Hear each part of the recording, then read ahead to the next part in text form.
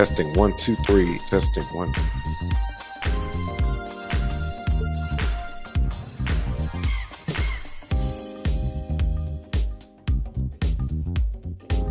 What's up, Chris?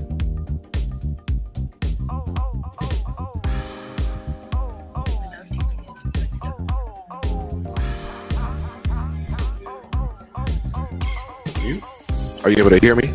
Testing 1, 2, 3. No! Are you able to hear me? Testing 1, 2, 3. I can hear you loud and clear, good sir. Thank you. Oh, coming in hot.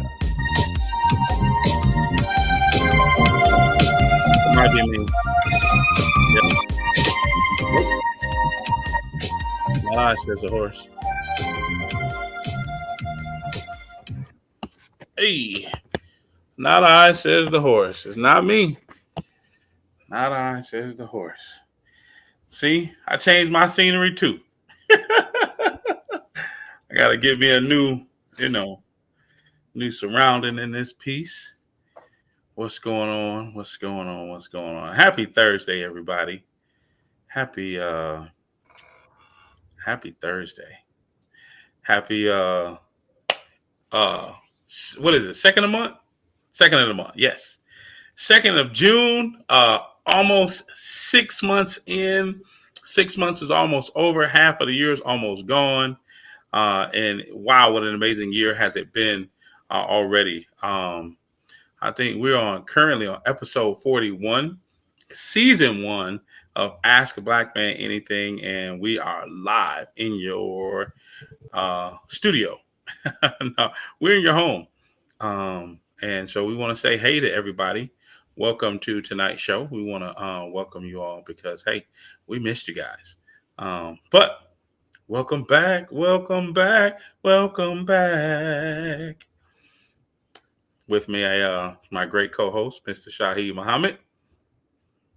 What's going on, everybody? Shaheed Muhammad out of Los Angeles, California. Your favorite black cowboy, favorite black everything, favorite black educator.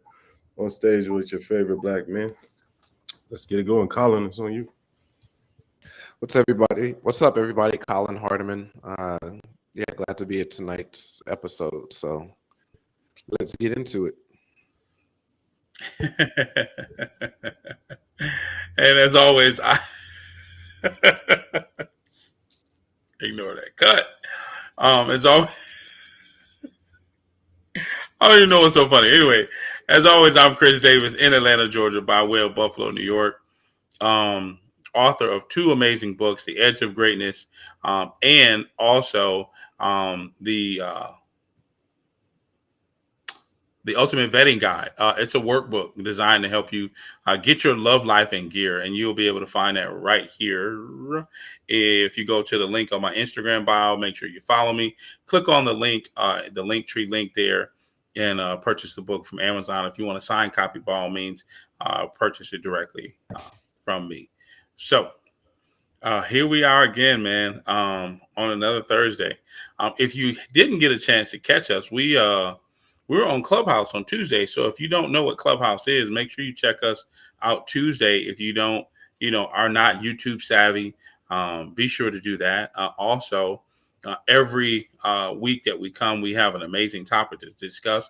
But also, one of the other things that we do is we allow you to email us questions. So if you see this right here, right above my head, you want to click on that link, questions@aabma.live, and just email us any question. If you ever want to join the show, right above Colin's head, drum roll, yep, right there, you'll be able to see. You'll see how he just did that so effortlessly.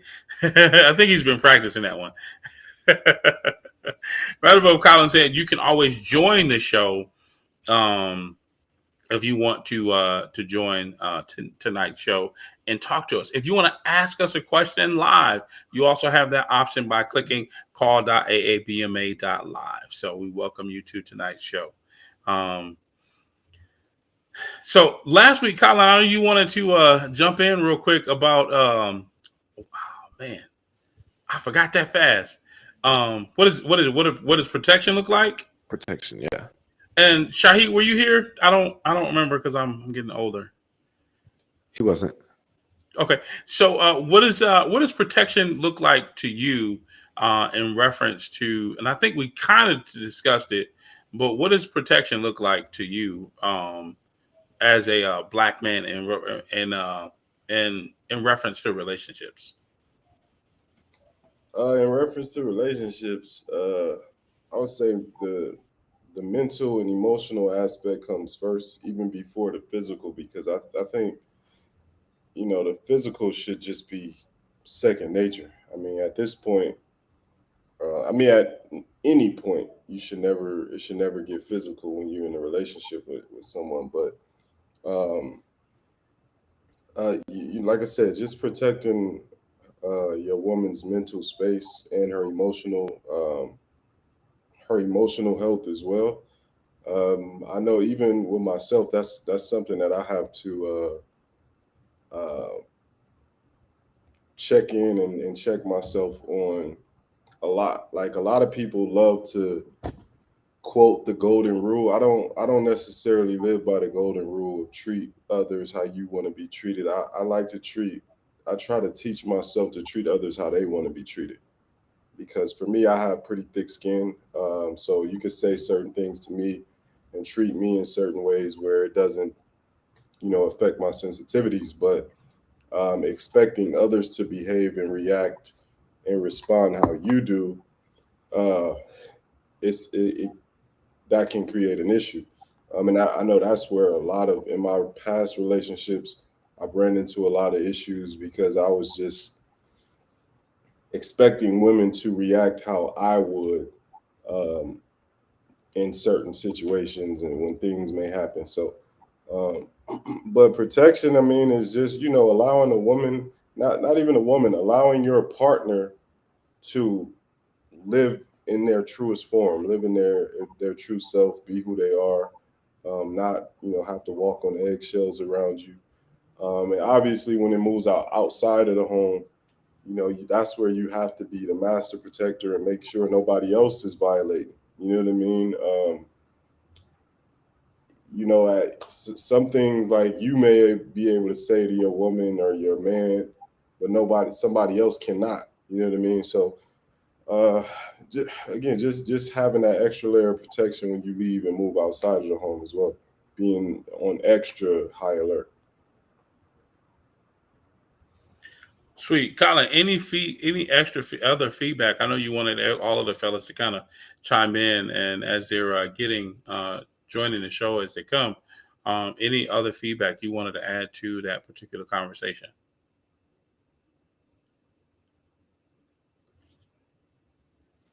Shahid, he of course, he broke down the psychological piece, which is really good because I know you and we went over like the physical.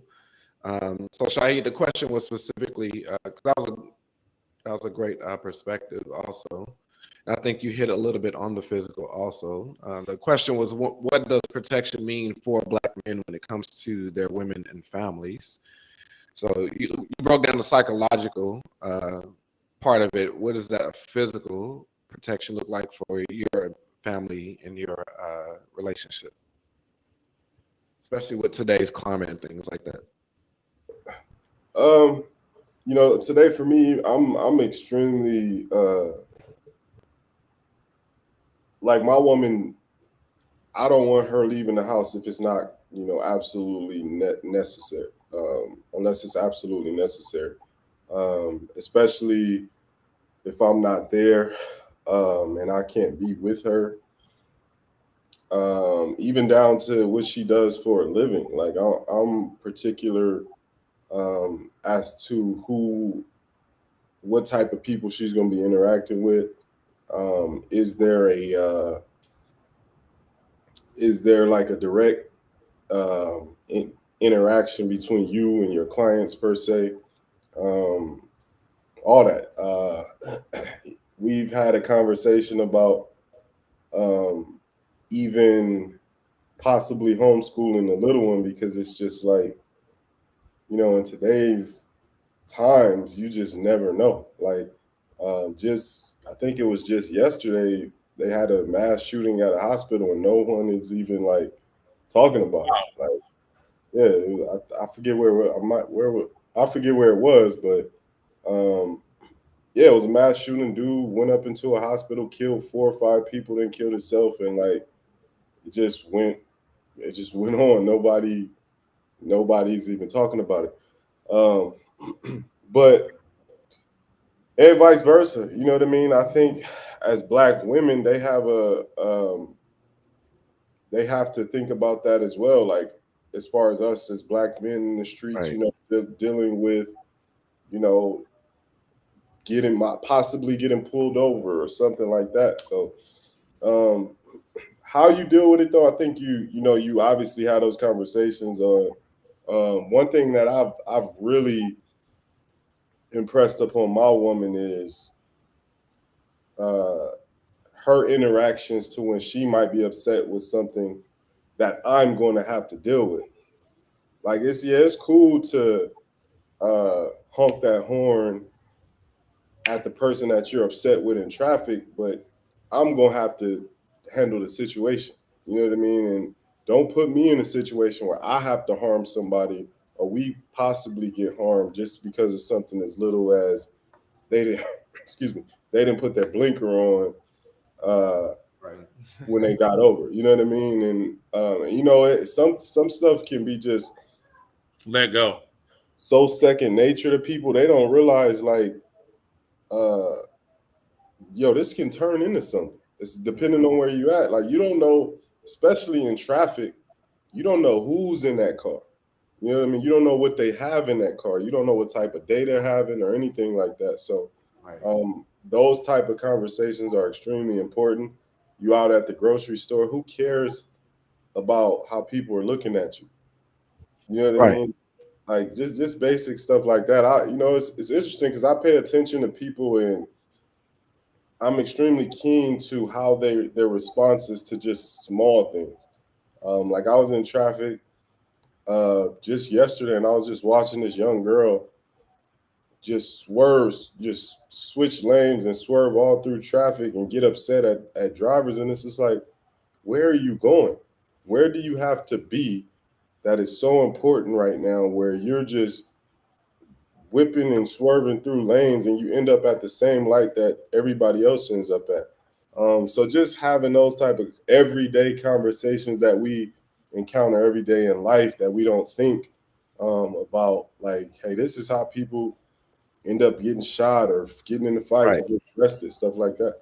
And that's great that you talk about that because that was actually like the follow-up question I asked Chris and Wes last week was, yeah, you have to deal with it because like that's your relationship, that's with your family. But what about when it goes outside of that realm? When you're talking about exes who you no longer talk to, or just random women that you see might be getting into an altercation or things like that? Because I mentioned that also, where it's just like guys are very seldom to go jump in now because they end up dead in those situations where it's like they try to intervene or help in that situation, but they put themselves in harm's way. So what does that look like outside of your immediate relationship and family? Oh man, for me, that's I'm not even entering into a relationship if that's a possibility. Like that's where the vetting comes in at. Like I'm paying attention to who your exes are, who your child's father is, what's your relationship with your family, um, how does your family deal with confrontation and things of that nature? Because it's like, I don't even want to put myself in a position where I am causing rift between you and your loved ones. You know what I mean? Like, so, I try to jump on that from the before we even get deep into something. But again, I mean, it's depending if it's a situation I don't want to get into. For example, like luckily for me, the relationship with my woman and her child's father is not one where I believe I would ever have to intervene in. Um, but I'm I would try to. It's like for me, it's just like handle that. You know what I mean? That's your situation. You handle it because where I'm going to take it, I'm going to take it, and I'm not. Once I step in and I make that decision, I'm going to handle it how I see fit. So if you Right. can't handle it and intervene and diffuse it in a proper manner, then I'm going to have to do it how I feel. And that's an interesting take. What I mean necessarily with the scenario is you're already in a relationship. Say you are at the mall with your lady, and you see an altercation with another completely unrelated incident, things like Oh, that. So that's what I mean as far as like outside of your family or outside of your relationship. Like whether you're by yourself and you see a black woman or something like that in need or something like that, or like help, or it's a domestic dispute and all that kind of stuff. that's It's tough, coming. man. Yeah, That's tough. Obviously, my response is going to be different versus if I'm with my family versus if I'm just alone.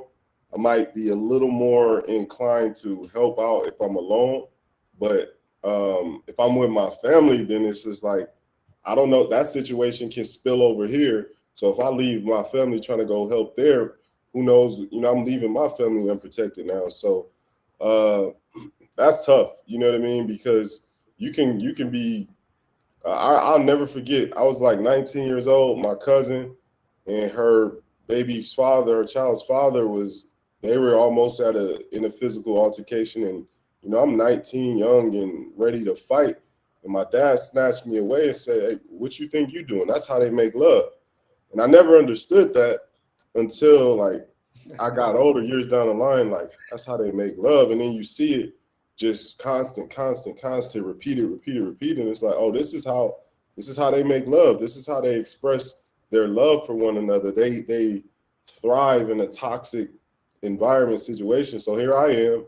I'm gonna beat the dude up or possibly get harmed, and then she gonna be back with him next week. So it's just like those situations you have to be smart about.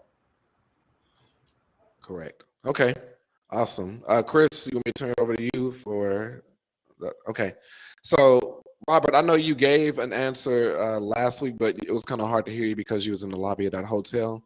But the question, we're just basically revisiting the question from last week's episode of what does protection mean for Black men when it comes to their relationships and their families, so whether on a psychological level, physical level, what does that protection look like?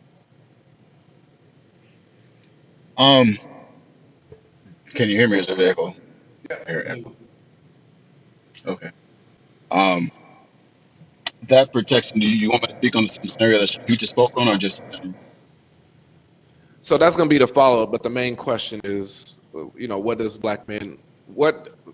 what does protection mean for Black men when it comes to their relationships and their families? That question first. Okay. For me, it's like an all-encompassing thing, and I believe in the hotel. I was saying that the thing I believe most of us forget is that we're also supposed to protect our women spiritually as well, emotionally as well. We do a lot of the physical protections. We look at those as what it is. We'll provide financially. We'll make sure that the bills get paid, money gets brought in. But then a lot of times we neglect to remember that our actions, our words, and the way we carry ourselves still is a form of protecting our woman, even if they're not in our presence. I believe we've had conversations in the past where I mentioned being mindful of our actions, even if we're not in the presence of a woman. If we're on vacation, if we're out drinking, we still need to be mindful and cognizant of what it is that we are doing, because that the actions that we do when we're out and about is still and impacting whether or not we're capable of protecting the woman that we're with. Um, and then even just sexually, if we know that we really don't have any intent with the woman, making sure that we don't misguide them, let them know exactly what the relationship is. If it's something that's not going to be going any further, I've found myself in the past, and I've known people who do extend relationships in order to keep the sexual contact going. But that's again misleading a woman, let alone if you're having sex with a woman and your intent isn't to be with her in the long run in the first place. You're already not protecting her. You're already leaving her in a vulnerable state. But yeah, that's the part of protection that a lot of that stuff I don't think gets spoken about enough. So, And then outside of the relationship, so outside of your relationship, outside of your family, what does that protection look like? Is that extended to complete strangers? Is that extended to exes you're no longer cool with or in contact with? So what does that protection look like outside of the relationship and families? I think for me, it's kind of grown a little bit. I think initially it would have been just solely with the members of my family or the people that are within my circle. I've had a lot of experiences or a few experiences in my past that have impacted me in a way that makes me want to run toward someone who's actually in need. There was instances where I can overhear someone being hurt, or there was instances where I was close enough to be a part of a solution to help situations. Um, but I was young, and at that point, I was afraid. I was like 7 years old, maybe 10 years old, and I was afraid to step in and take action. And I think looking back on that, those things play a part in whether or not I step in more altercations or more situations that maybe some people wouldn't, maybe I shouldn't step into. Not knowing what dangers I'm getting myself in, and I still have my own to protect. Um, but there's a line, I guess. Yeah, it extends out to people I don't know. It extends out to if one of my exes, certain ones of my exes called me up today and said, "Hey, I have this issue, and I believe you can help me with it." I may step in and see what it is that I can do. I'm not gonna say I'm gonna run in and just jump into a physical altercation, but that protection may look like using my resources, using my contacts. Maybe the protection is simply finding a lawyer. With certain people, that protection does extend to whether they need me to come in right now and handle the situation more. Um, that's more of a physical situation. Um, so yeah, it doesn't. My circle, the people who are in my circle, yeah, most definitely. Those who are outside of the circle, I believe it's kind of circumstantial. But I do tend to run towards helping a lady that's in need more often than saying that's not my business, or you know what, I could be jumping into something that she's not even going to leave, a situation that's just going to be a repeated situation where she's just going to go back to this fellow who's abusing her in the first place. So All right, thank you for that, Robert. And we are getting a little distortion from your audio also. Every time you talk, it's like a little popping or static. So I'm not sure if you're on Bluetooth. yeah, the Bluetooth, I don't know if these things are charged or not. I don't know what that is, but I'll Yeah, switch it's up and get the other happening. one and see if it helps. Yeah, it's happening every time you talk. But thank you very much. We still heard you loud and clear. Jerron, do you want me to repeat the first question, or you have it already? No, I think I have it. I would say per se, um, when it comes to showing protection to the women in my family, and the relationships in general with people that I'm, partaking in and things like that. There's a sense of loyalty, especially a physical level, making sure that I serve and protect. That's the way I grew up. That's the way I was raised by my grandfather, my uncle. That you always show up and you protect the women that are in your family. It's just something that we do physically. That's your job to be the protector of the household. You're the head of the household, so you're going to protect those women in your family, despite what may be going on. I'm still going to try to step in and protect. And we're just looking at the world today and all of the things, not just Black women are going through, but just women in general. Women in general are going through a whole lot of things. And then I think about how women African American women in the healthcare field are basically they're discriminated against, especially African American women that are pregnant, that are expecting. Now we have a lot of those women dying at alarming high rates, where the system that's in place or the providers are not protecting those women, or the providers are letting those individuals die. And those individuals are not even being able to give birth and experience being a mother. And so I think it extends way past just family. And I even want to protect our Black women and women in a healthcare setting, which is the setting I work in, making sure that they're taken care of, making sure that they have the things that they need, making sure that I'm advocating for them when sometimes they can't advocate for themselves. All of those things are important, because when it comes to protecting the person, I try to approach things from a holistic approach. So I'm looking at the whole person. So, not just physically or things like that, but I know you mentioned something about psychologically too. And it goes back to something Robert said. I want to make sure that the women in my family and the women that I'm in relationships with, they can be, intimate relationships or just friendships, that they're protected mentally. As everybody know, I'm a clinical therapist or a clinical social worker. So one of my jobs is to work with individuals on a day-to-day basis to help assist them with whatever issues they may be going through, or if there's anything mentally that's going on, to help them get the necessary resources that they need to be successful. And if there's people in my family or people in my inner circle that are struggling mentally, that I want to make sure that I can surround those individuals with the necessary resources that they need to get the help that they need. Or if there's individuals in my circle that I see that they're struggling, they might not even recognize the signs and symptoms that they're struggling. But since this is something that I do on a day-to-day basis, I want to be able to pull those people to the side, have a conversations with them to make sure that I can set them up for success, so that later on down the road, they won't run into any type of situation that they can't handle. And so I just always felt a need and felt like that's my overall job, to protect our women, especially women in my family. And Robert said something earlier that really stuck with me when it came to relationships, and where if you don't mean this particular person well, don't even waste that person's time.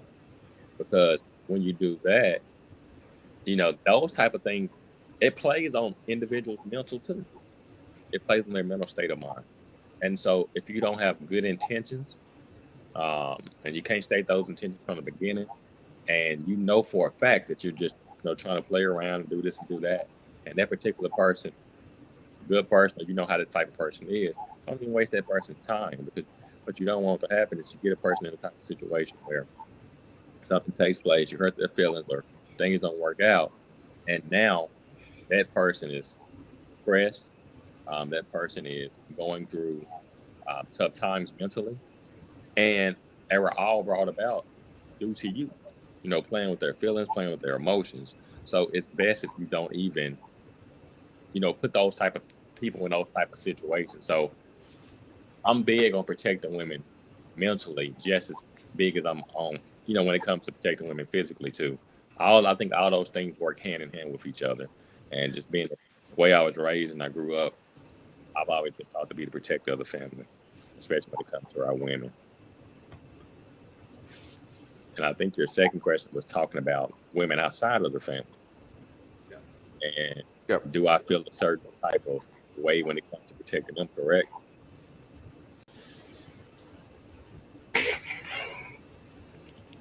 Was that your second question, Colin? Yes, that was the second question. Yes, that's correct. So my loyalty is always gonna be with my family.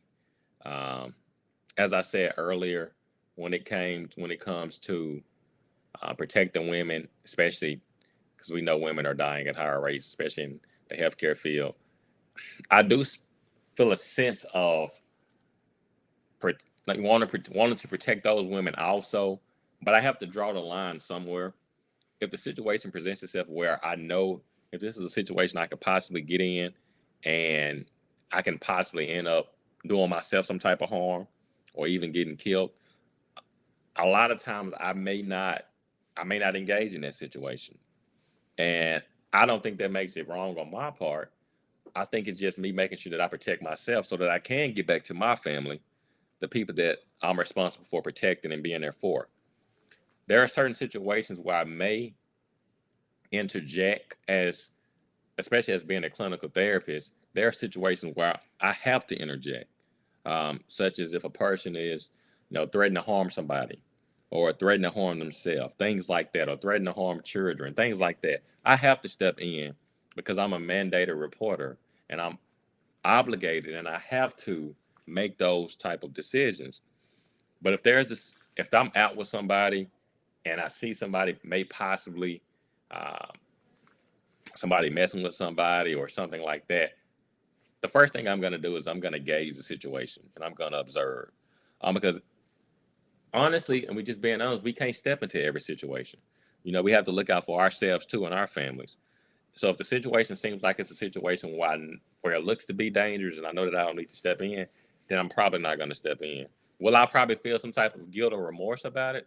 Yeah, because as a man, you want to protect and help everybody. But I know too, you got to also have common sense too. And there are situations where you can't step in and help. And Robert said something earlier too. There are even situations where you want to help somebody, but you know, even if you help that person's still gonna go back the next day and go right back to that person. So it's really not beneficial because Right. I'm putting myself in danger when you're gonna go turn right back around tomorrow and go right back to that person. Exactly. So those type of situations I try to stay clear of. So I'm gonna end Yeah. right there and I'm gonna pass it back to you all. And that's exactly why. You said the same exact thing I said last week. It's just like, yeah, they go right back with the Pookie and Ray Ray. They go right back to him, and you're 6 feet under. So, but I appreciate everybody's perspective, Shahid, Robert, Jerron, because I didn't even think about the psychological piece last week. And that's why I wanted to revisit this question, because I want to get other perspectives, because I just talked about the tangible things, not the intangible things. So for me, on the intangible level, psychological level, definitely giving that protection to my woman, as far as like letting her be her, giving her that space where she's dealing with her traumas, past traumas and things like that. Not trying to, limit her, or try to conform her to be a certain way, if it's how she naturally is. And then also on a spiritual level, I would say Bible studies. So just having constant talks, Bible studies, things like that. That's protection. Also, it's the guiding principles, those things that help us throughout life. And then, of course, financially, helping her financially. These are all things that I'm doing right now, by the way. So I'm speaking from experience. But yeah, just offering financial assistance as far as like guidance and things like that, money management, those things, or even starting a business. So yeah, those intangible things, protection that I extend. And I want to be clear, because I feel like we live in a society where, of course, you have to be crystal clear as far as what you say, because last week, of course, I said, I'm, reluctant to help someone that's in need or anything like that. And I thought I put myself on a big screen already. So yeah, so Robert brought up a good point too. It's just like, it's circumstantial. So definitely it is circumstantial. It's not just a hard no, because my circle does consist of more than my intimate relationship and my family relationship. So I have associates, I have friends, and with each scenario, it's circumstantial. So that scenario I just presented, where it's like a altercation or something like that, I'm reluctant to step in, because yeah, it's happened a whole lot of times where people intervene, they end up in jail in a bigger altercation, or they end up getting shot, hospitalized, or something like that, or even worse, death. So I'm gonna evaluate and assess each scenario before I make a decision of just going gung-ho and things like that. I'm staying on my stance as far as what I said. If it's a scenario where I'm with my family and there's a active shooter scenario, my priority first is going to be to get them out of harm's way, get them as far away from the threat as possible. If it's at a point where we're cornered or anything like that, I'm going to do my due diligence, because I'm the type of person that will run towards danger. I'm going to do my due diligence and try to neutralize the threat, not going head on, of course, but creating angles and things like that, but serving as a distraction mainly off of my family, so they can make an exit or they can make a getaway. So yeah, it is circumstantial, and I do appreciate everybody's perspectives. I see Shannon is in here too, so we can come back to him once he actually comes on. But thank you, gentlemen. I really appreciate your perspectives. I'm gonna toss it back to Chris. So this actually, ironically, presents a great segue for tonight's topic. Because here's the thing: as a man, you typically want to protect, right? That's like your first natural instinct. But in today's society, you're not really given the opportunity to protect in the way that you really want to, because if you see an altercation, there's a saying If you see something, say something, right? And often you can say something, but many times by saying something, you can also put yourself in harm's way. And I'm gonna give you an example. I went to the barbershop today. And I've been with my barber for probably about 13 or 14 years now. And the conversation that we had is that he was bringing a barber that he's been cutting with probably for the last, let's just say, 5 or 6 years.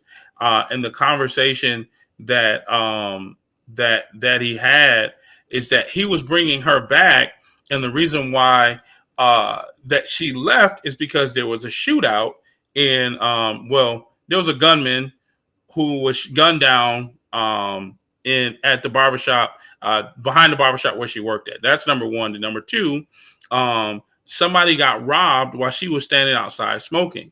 And a few days later, the gunman who robbed the person came back in with his gun and pointed an AK-47 at her, and she froze. And she has a weapon on her, but she just froze. And he was saying, "I'm gonna bring her back." And if you're in a situation where you have to protect somebody like that, your natural inclination is obviously to protect yourself.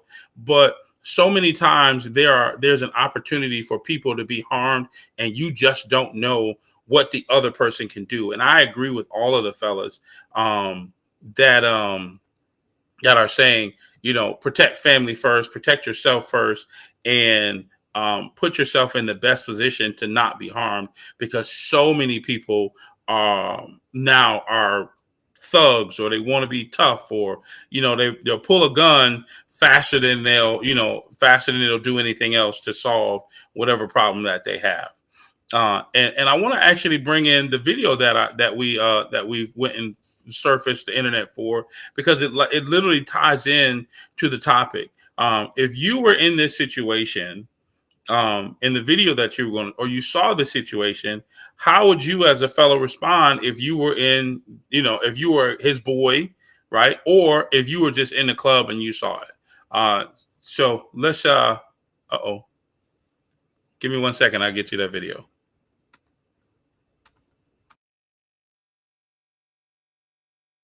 So while we wait, Robert, I know you had a follow-up question. Oh yeah, the follow up question while he's grabbing that video is for everybody really is, did you guys have any ideals or any ways that are outside of the box that we don't normally think of that we can actually extend our protection towards women? Say that again. What you said? Do you guys have any ideals of ways that are outside of the box, things that we don't normally think of that are things that we can do by extension to help protect our women more? Because we come up with, I feel like, common solutions to things that are more commonly said, but sometimes there may be something that somebody does that's an extension of protection that we don't even think of in our own lives. Man, I don't think many will agree with this, but I think only dating black women is a form of protection. In my opinion, I truly believe that staying within your race is a form of protection. That's just me. And I think my earlier answer, as far as like biblically, studying the Bible, like studying with your woman, because I think that's very important, just those guiding principles.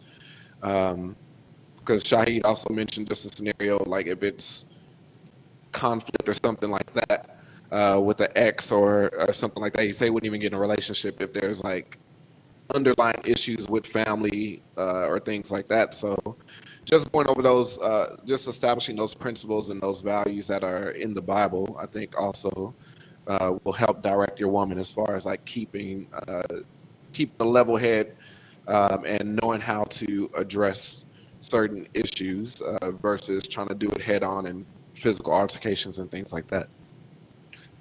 And I'll say, and it's something that some of us do. We can continue to do it though.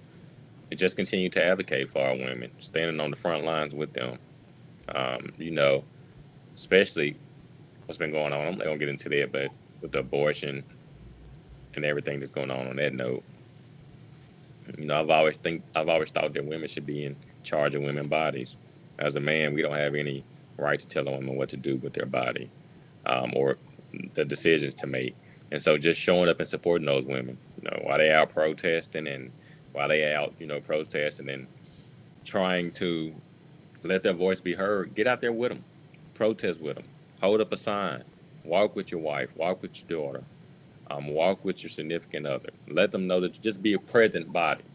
A lot of times you ain't even got to say anything, but just being there, showing up with them, um, being there with them to support them can go a long way in showing you that you not only support them behind closed doors, but you support them out in the public as well. So showing up, advocating for them, and getting out there with them and being on the front line with them. Thank you, fellas. Thank you. You got anything, Chris? We're searching Uh, for a Oh video. yeah, we have the video. So I'm I'll give me the question again, and then we'll pop to the video. It was just following up on what Colin was talking about a little bit earlier. Was that the question? Say again. What can we do that's outside the box, outside the norm? Yeah, yeah. Outside of the norm, that we don't normally bring up, that would further our ability to protect our women. Helping them with their mindset. A lot of times, what happens is certain women or some women will have a really poor mindset, and if you're the type of man that's a reader, that has a mentor, that has somebody that you're mentoring, and you're engrossed in self growth, self worth, self development. You're engrossed in those things and bettering yourself, and you know that's an area in which she may lack. Help her, because here's the thing: not everybody reads, right? Not everybody knows what you know, and the knowledge base that you have attained. You can help somebody expand the things that they know, expand their mindset so that their mind can never go back to that same small place. That's the answer that I'll throw in for that. I like that answer, Chris, as well. That's actually one of those things. I'm working. Go. We just lost your Bluetooth, Robert. We just lost your audio. Can anybody else hear Robert? No, it's okay. It's okay. Robert's audio is like this every week. It's fine. Yeah. Before we play the video, Chris, we could toss that question to Shan. No? I'm not ready yet. Okay. Yeah, you can kind of All right. see So that he's head down. You leave him on, he's just not ready. But Robert, are you back? nope.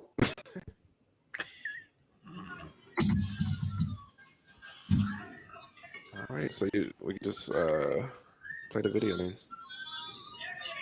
Yeah. So the question is, fellas, if you see the situation that we're about to play, what would you do? Number one, and then number two, two-part question. Why do you think that? Well, let's play the video, and I'll ask the second question after we play it.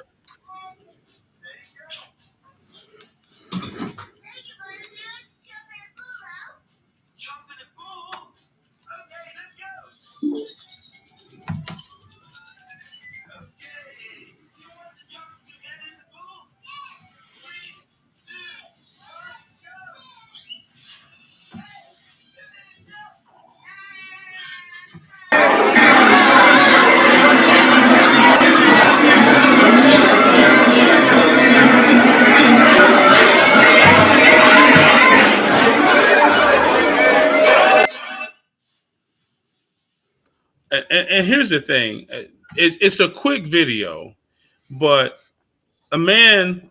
So allegedly, of course, I don't know the entire situation, but allegedly, a man pours a drink on a woman because she refused to give him his number. That's the context behind it, and we see all too often that women are catcalled or walking or at the gas station. And many times they may refuse the guy, give a guy his number or refuse the attention for whatever reason. So the second question I wanted to bring in is, why are some men so aggressive when that happens? So first question is, if you were seeing that scenario, how would you respond? How would you respond? Second question is, why do you think men are so aggressive when they get rejected or someone turns them down?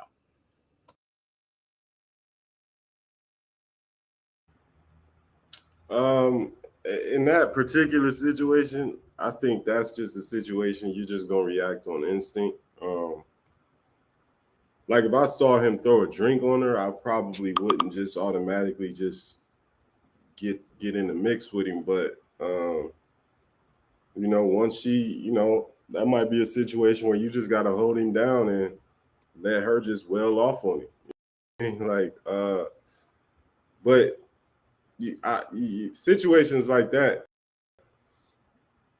fortunately, those things are never going to change because there are always some men out there that just don't know how to respond. You know what I mean? Like, who knows? First off, we don't know went in the first place when he asked her for her number. We don't know the type of interaction it was. No excuses, but she could have been like blatantly disrespectful, whatever. And who knows? Like, this could have been attempt number 50 and he keep getting rejected by all the women he come across, and he just lost it, like, for whatever his reasoning is. This goes back to my point about, like, it's a selection process, and if you don't meet the criteria, you're going to be on the short end of the stick a lot, very often. And it doesn't, nobody, like, I don't like to be rejected, and I do really well with women. So but I've had enough successful women to where it's just like, all right, I get the next one. You know what I mean? So, but these are situations I just don't feel like will ever change. This specific situation, I don't know how real it is. Like, it just seemed too perfect, too set up. Like, he's looking at the camera, the timing was all perfect.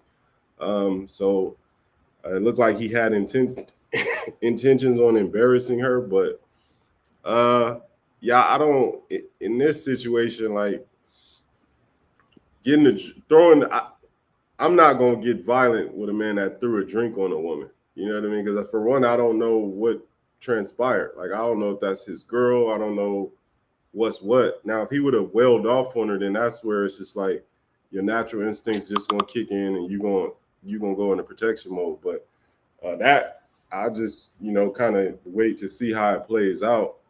Most I would do in that situation is to hold him and make sure he don't, physically harm her. Yeah, I think I'll take that same approach. I wouldn't. Only way I would step in is if he was actually about to get ready to hit her. Because it looks like they threw a drink on each other. So I don't know. I saw the video, but I wouldn't act unless he physically getting ready to harm her and hit her. I don't think I would touch her. I don't think I would touch that situation. But if he gets ready to hit her, I'm definitely going to step in between both of those individuals and make sure it doesn't happen. But why does it happen that particular type of way sometime, and why do people feel that way? I think there's a number of different reasons why. I do feel like sometimes there are men that don't know how to take rejection. I think out here in the world of dating, everybody's not going to like you. Everybody's not going to be interested in you. You may not be everybody's cup of tea, and that's okay. I think the old saying is, I think somebody said it a long time ago, that you're not going to be attractive to everybody, and you're just not. I mean, everybody has different tastes. Everybody has different preferences. Some women like taller guys. Some women like, more heavy set guys. Some women don't. I mean, it's just different type of preferences for everybody. So you're not going to be everybody's cup of tea. And if you were everybody's cup of tea, that'd be something to look at. You're not going to work out with everybody.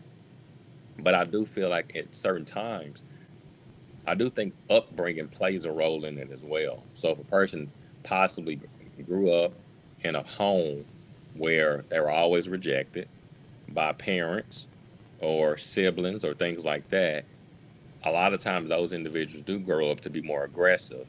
And you see those type of things when they don't get their way. So they may have, when they were younger, didn't get their way, and they may act out, or they may show behavioral characteristics that are more on the side of being aggressive, where they can actually contain their composure or know how to deal with their emotions.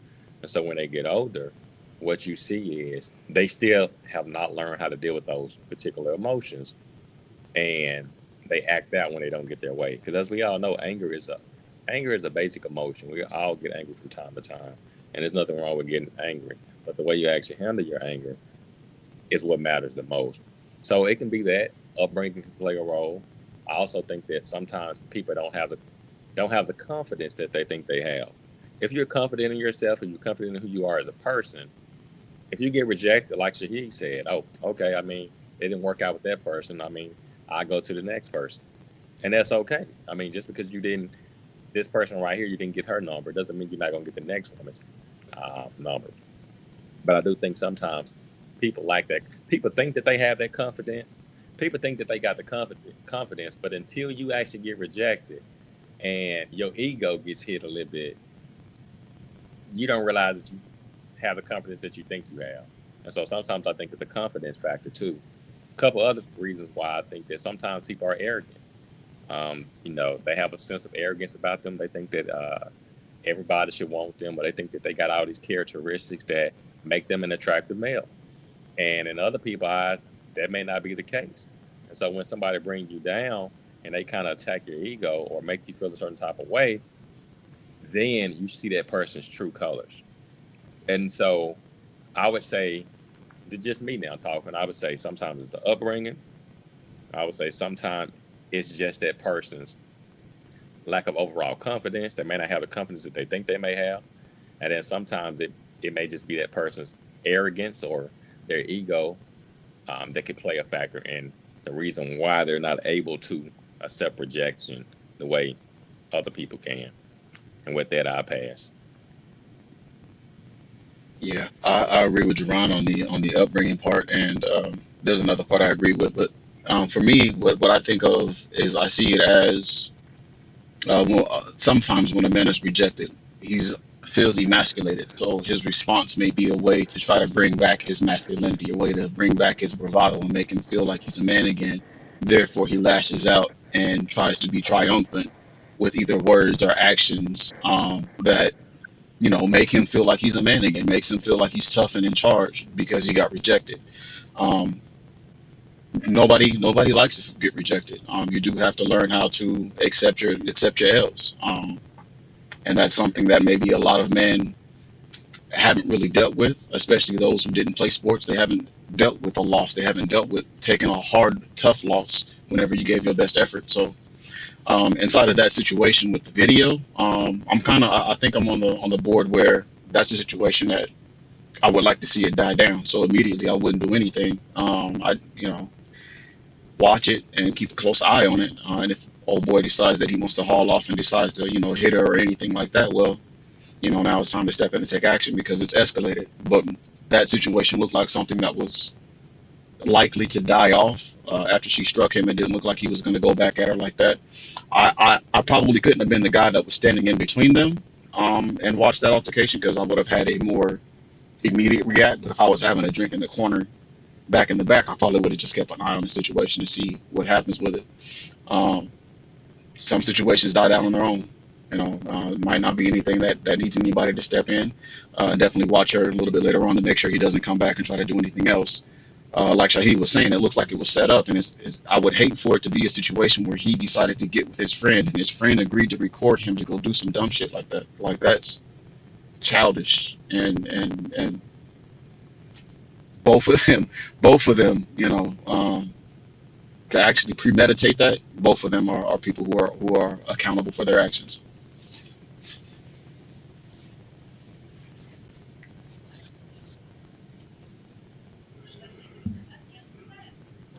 I would just say, yeah, if I was right there, if it was happening right behind me, then of course I'm gonna jump in between them. I'm gonna move the guy back.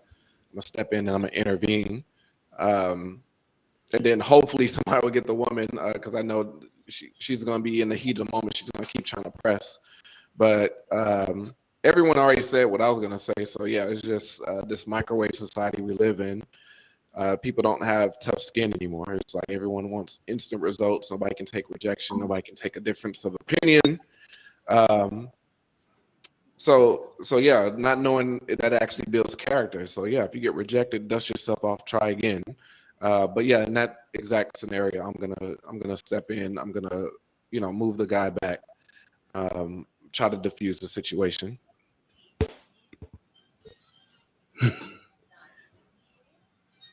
You ready, Shan? Mic check. Can you guys hear me? We can. Man, is it okay? I've been having. Hi, everybody. I ain't seen y'all in 3 weeks. I've been gone a while. It's a lot going on without giving excuses or telling y'all what I'm doing and building. It's a whole lot going on over here.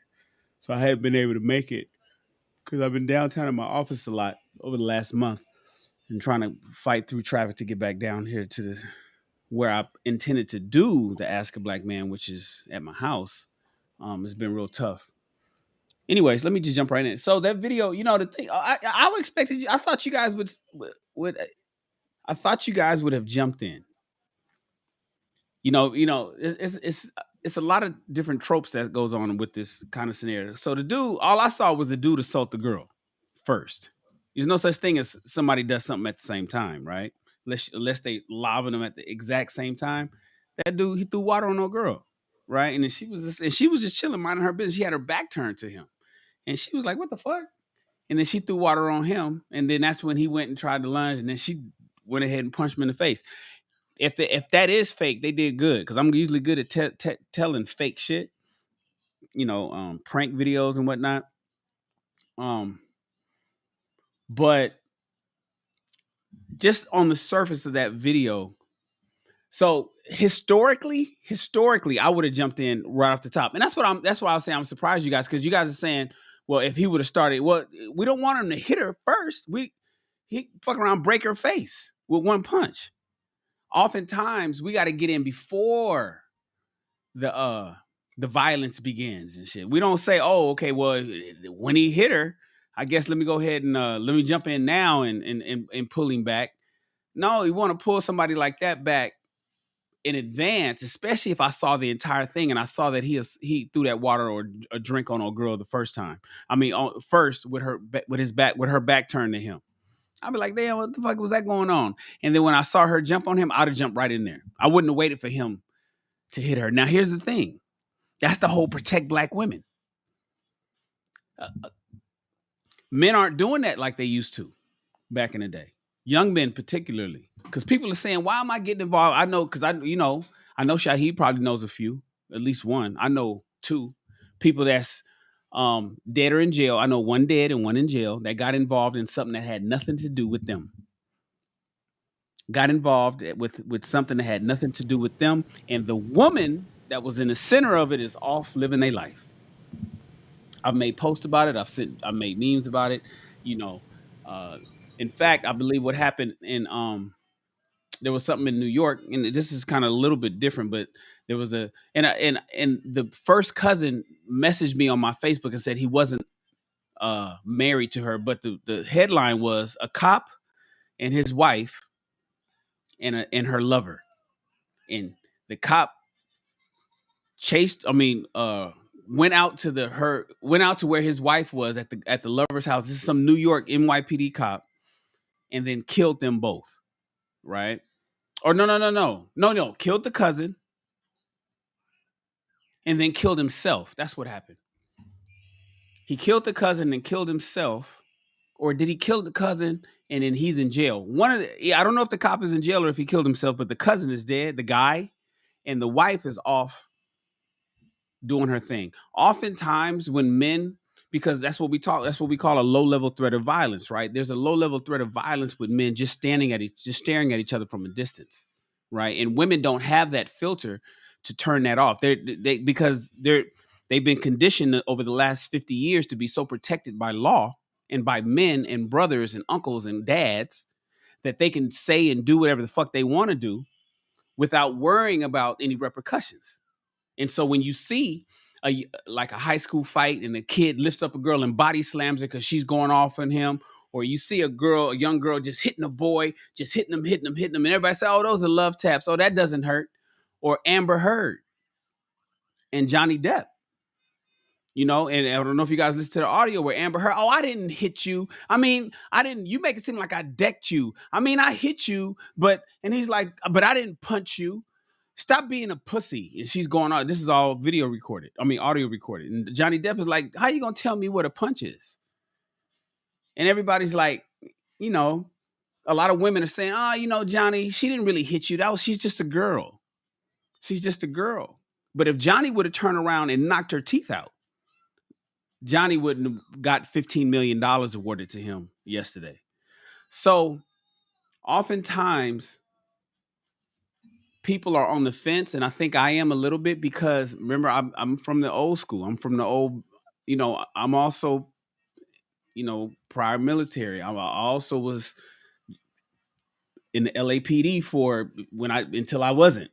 My father was a cop until I was. My brother was a cop, just retired 2 years ago. And so my first instinct is to protect those who need protection. But do I get involved? But what if I turn around and get a bullet in my head because I'm protecting some woman that could have been wrong to begin with? What if I get stabbed or a bottle broken over my head from behind because his homie went to the bathroom because I'm trying to pull him off, but it looks like I'm fighting him to the homie that's coming. So he just grabs a bottle off a table and slams me in the back of my head. I bust my head on the bar and I'm dead. It's hard to really say. It's hard, it's difficult to say what I do today with wisdom and time and knowing what I know now. But I do know I wouldn't want him to hit her. So what I would probably do is I wouldn't be aggressive to that brother. See, when you get a little older, like when you get over your 40s, you start to know how to interact with men. It ain't just, I can tell you right now, the 29-year-old Shannon would have probably been fighting that dude. And now I'm thinking about it, how stupid I would have been. The young Sergeant Shannon, the Army Shannon, would have been. I would have lifted him up off his feet. With age But comes now, wisdom. yeah. But now I'm thinking, oh my God, damn! I'm glad that never happened to me, or I never got into a situation, or my hot head isn't there anymore, because look at where I could potentially be over something that ain't got nothing to do with me, over somebody who probably started it. So all these different things. What I would do today, as the 1 week away from 50-year-old Shannon, is I'd turn it into all fun and games. I'd laugh. My laughter would be it would be like, ah, ha, ha, but my body would come in between. But I would not allow him to go ahead and give her a rock solid, all the way back from Milwaukee, right hook. I wouldn't want her to experience that shit from a man, because women don't understand. Most women that's listening to this has never been hit full force from a male, an adult male before. That's Black men in fact. particular. You guys, you play with your boyfriends and you play fight with your brother, but you ain't been hit by a guy. I know most of everybody on this panel, all these brothers up here, if we hit you as hard as we want, if we hit you through rage, the average fighter will knock the fuck out of a pro female boxer. The average boxer ranked 1,000 and 1,500 on the list would knock the fuck out of a number one, would knock the fuck out of Ronda Rousey. And that's just what it is. That's how much strength we have. And so I wouldn't want a man to hit a woman like that. But I also wouldn't get involved to the point that I'm aggressive towards him, getting in somebody's business that it's not my own. I would try to make light of the situation as best I can. But you know how I feel about the whole protect black women thing. That's the new thing, protect black women. And now we're starting to see, that, like, I saw a meme that said Amber Heard destroyed Me Too movement in one trial. Amber Heard single-handedly destroyed the whole Me Too movement. because she sat up there and she said, "Who's gonna believe you, Johnny? Women, nobody's gonna believe you. You think a jury is gonna believe you? You think anybody's gonna believe you? And when I tell them what you did to me, even though you didn't do that." And we're seeing that often, time and time again. That young brother that lost his life in Florida, people are questioning the girl. Some people that from a balcony at the apartment at the other high rise building from the other said that they saw some shit and that she was beating up on him. Now he's dead, but she's playing victim. We call them white tears, and a lot of people, not just white women, have adopted that whole white tears thing. And now people are starting to question. It's like, hold on, now what's going on? Now in this video, when this video is clear like this dude is assaulted on a girl, it's different, but it still makes you question everything, because I know we're supposed to just the thing is believe all women, right? I think that was the meme. Believe all women. Don't question. Don't ask nothing. How dare you ask a question? Don't even consider. Don't. Of course she's not lying. Why would she? Yeah, okay. But I wouldn't want no woman getting hit full force with a man in his fist. That never turns out well for women. No. So in that case, you would need to step in aggressively towards the guy in that scenario. But it wouldn't. Well, define aggressive. So my aggressive is maybe everybody's aggressive is different. Mine is just intervening with my body. I could take his punch, and I could take hers. She can't take his. So just getting involved. Hey, what y'all doing, man? Oh shit, and just like a breakup, like that type thing. And I think we were speaking on the sense of intervening before it even got to before it escalated. I mean, I definitely was. I can't speak for those other fellas, but just the way the video played out, if I'm hearing the commotion of when he spills the drink on her, I'm already turned around just like, what's going on? And she's spilling the drink back on him. So at that point, I've already inserted and interjected myself in the scenario. So no blows have been thrown at that point. But that's why I said I'll be more aggressive towards the guy, not push him or anything, but it's like, hey man, let's step outside. Let's just go outside, man. Yeah, and it I kind of. think that I'm hoping someone is grabbing her because she, like you said, women typically don't have a filter, so I know she would keep trying to pursue him and trying to hit him while I'm standing between him, so it makes it a little bit difficult for me. But that's why I say I'm hoping someone is pulling her back, because I can take care of the guy as far as like, hey, calming him down, like, hey, let's just go outside, breathe, get some fresh air, let's go. But go ahead, Robert. Or Rashan, whoever. I hate these videos that they so short like that. Like, why? That's another thing that we fall for as Black Americans, particularly because we're so emotional with shit. We listen to headlines and we don't read articles, and when we do read articles, we just skim them. And all we care about is clips. We never care about, rarely, I'm gonna say never, but oftentimes we don't, as a community, because I know I care about context. We see a video, and we don't need to see the beginning, and we don't need to see the end. It reminds me of that young girl that got shot by the police coming out of that halfway house. I think this was sometime last year. Police shot her 4 times, made her spin around. She had a knife. She was getting ready to stab that girl. But I remember when it first came out, they showed it. All they showed was the police getting out of his car, walking up and shooting no girl and killing her, right? And I remember, and I had called one of my partners who's a Inglewood Police Department. I said, "What you think about this video?" And he was like, Shan, I don't know. I got to see the rest. And I was like, exactly. I got to see the rest too. But everybody's mad. When I say everybody, Black people is mad. They mad at the cops. The cops done killed a young girl, another little baby. Cops done killed another baby. And then the video came out. The police department released that video like hours later. It was like, no. Do you guys see this shank in her hand? She was getting ready to stab that girl up. She had already stabbed her. She had already stabbed her once. She had already stabbed somebody once, and she actually went that was a justified shoot. The cop actually saved the girl's life. She actually chased the other girl and had stabbed somebody else already anyway. So it wasn't what it was. And even after the video came out, Shan, people were still talking about, well, he shouldn't have shot her. But he could have reached for his non-lethal, but in that moment, you reach for what you reach for. You know. Man, uh, nah, hell no. Nah, hell no. So, but that's what. But the point is that we're so we pay attention to, we sensationalize the headlines, and we don't ever want to read the story. And so a lot of times we find out, now there is situations where shit is uncalled for, like when the police body slammed the girl in the bikini when they were coming from a pool party about 3-4 years ago. You know, and body slammed that poor little girl. She was 14 years old, being all aggressive, trying, because he felt the kids shouldn't have been in that neighborhood, even though they were invited to the house. So it's that little shit like that. So it's hard to pay attention to it. So, but when you see something in real time at a bar, and it's alcohol being slang around everywhere, and a man is trying to, and you don't know if he tried to holler at her, and all you turn around and all you see, first when you turn, all you see is a motherfucker throw a beer on her, and then she turn around and throw a beer on him, and then she turn around and he tries to tap her, and then she comes around and starts whooping on him.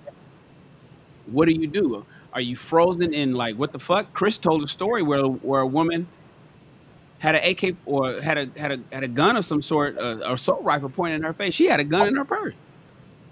But when you in it, you freeze. And oftentimes, in my younger days, I've been involved in situations with guns. When I was in the army overseas, I was involved in situations, and you start to, and you gotta, you really think you could be holding an M16 in your hand, and you'll be like, "What the fuck? Am I about to die?" You 100 things running through your, and this hand is not, it's inoperable. It's inoperable because it's not so much that you're afraid, you're in shock, or you in disbelief. You'll be like, "Is this a movie happening that I'm getting ready to watch this bar fight, or is this like for real?" But that split second can be life and death. so you were saying with the intervene, like being the guy that was standing right there. Obviously, that's a situation where you intervene because you're close enough to have seen enough to know, hey, I need to step in and back this dude off. If you're sitting at the bar, you're across the building.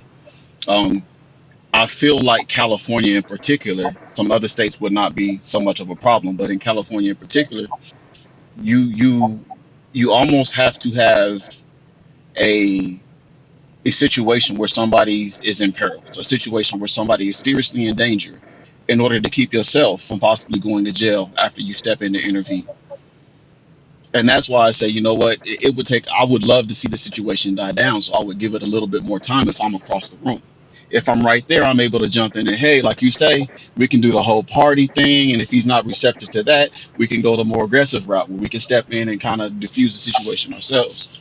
But from across the room, uh, I would like for it to stand up in court. So, and I would probably want to give it another second just so that I can have more of an opportunity. Hey, this is what's going on. This is what I saw, officer. I stepped in. I did what I had to do to stop the threat. Whatever the situation was to stop the threat, I did what I had to do. At that point, the question would be, how much of a threat was it really? It's a damned if you do, damned if you don't situation. Because here's the thing. Well, in California, we don't have a stand your ground law. We're not Florida and shit, right? So there's no stand like Robert's talking about. You can get in trouble if you do some shit wrong. If they not in your house, you can't. If they're in your house and not facing you, you still can't do nothing. Like, Yeah. So you can't stand your ground here in LA. You got to just take a beating, basically. But here's the thing. Every time we watch some shit on the subway, everybody's saying, "Why didn't the cameraman do something? Who the fuck who can hold their cell phone and record such a thing and not do nothing?" That is that not one of the first responses that whenever you see something crazy on FaceTime, I mean face on Facebook or Instagram, you see these video clips. What's the shock and awe for the viewers is, how come the person recording didn't get involved? And that speaks to what Robert is talking about. It's like, look, man, I want to go home. I got a whole wife. I got children that's waiting on me. I'm on the subway. I'm going to my house. I'm just here to document. To be honest with you, for instance, like a security guard. a security, like for those that don't know, if you never had a guard card, the number one thing that a security guard is supposed to, at least in California, I don't know any other states, but in California, a guard card, if you're a security guard, their job is to observe and record. I remember when I first got out the military, right before I took the LAPD test, I was a security guard. And I was working for Beverly Hills Executive Security. It was BHESS, Beverly Hills Executive Security Systems. And what we did was we protected celebrities. We protected people like Johnny Depp. We protected people like Tom Cruise. You know, we go around with them and whatnot.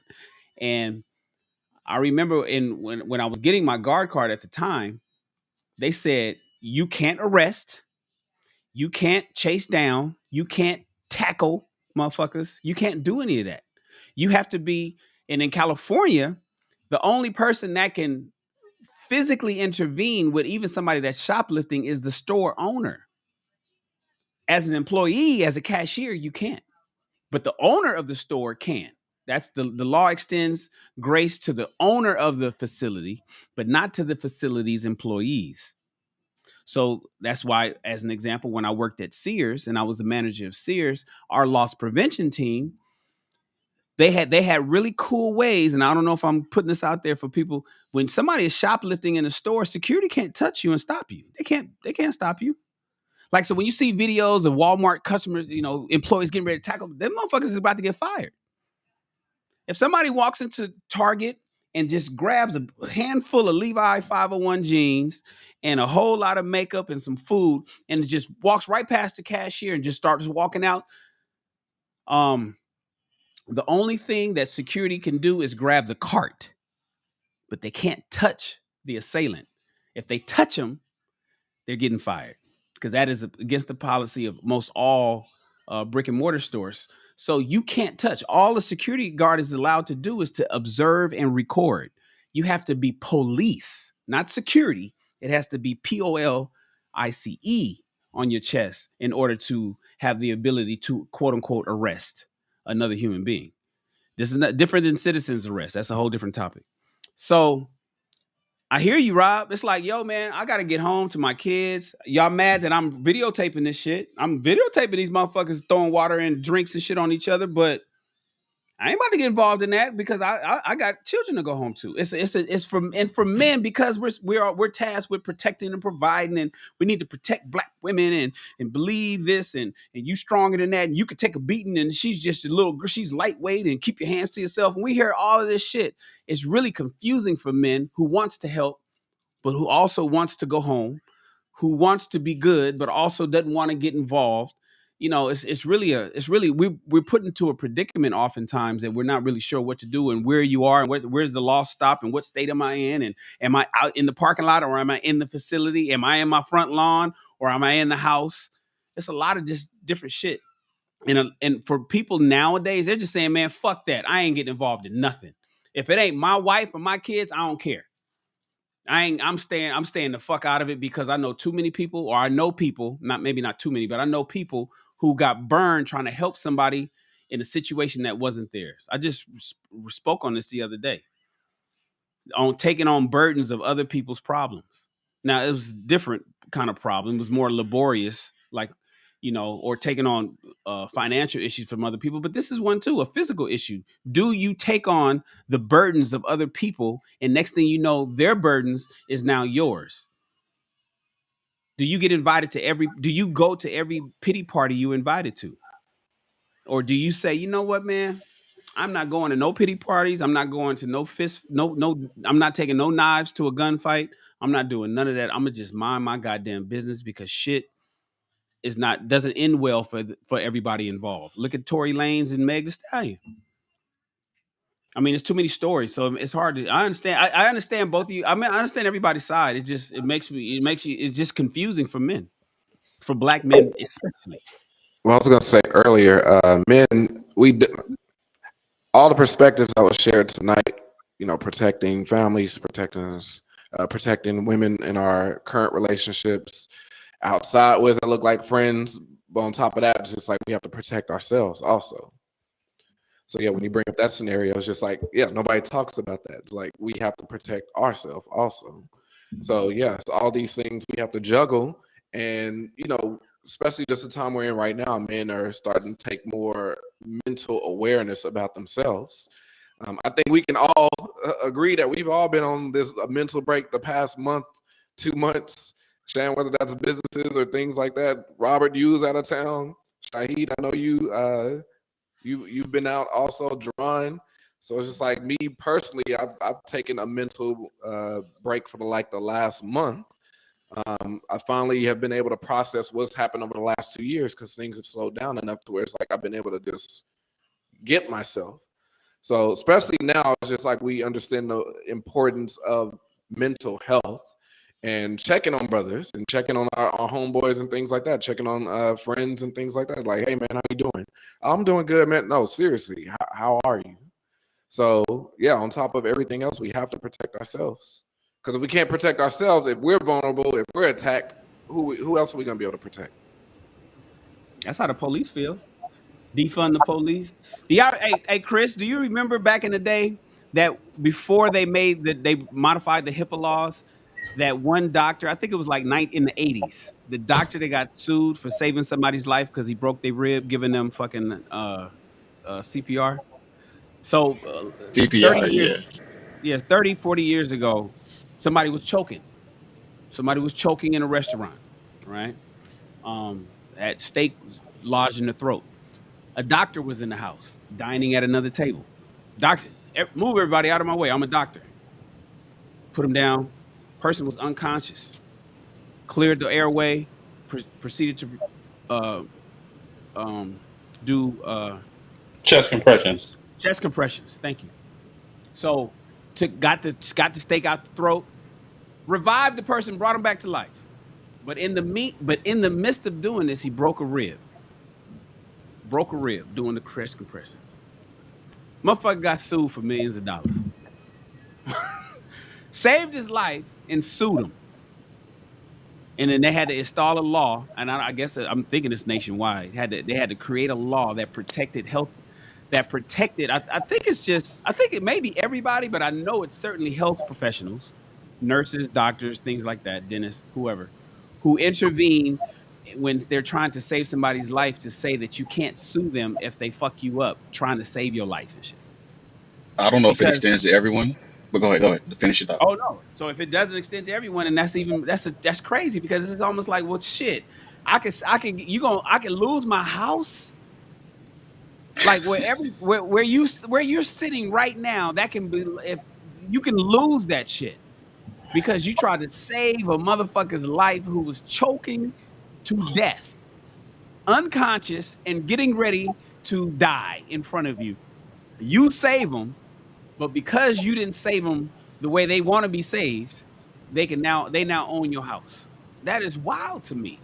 When the whole defund the police thing, you guys remember that was that was 2020, right? That was right after George Floyd.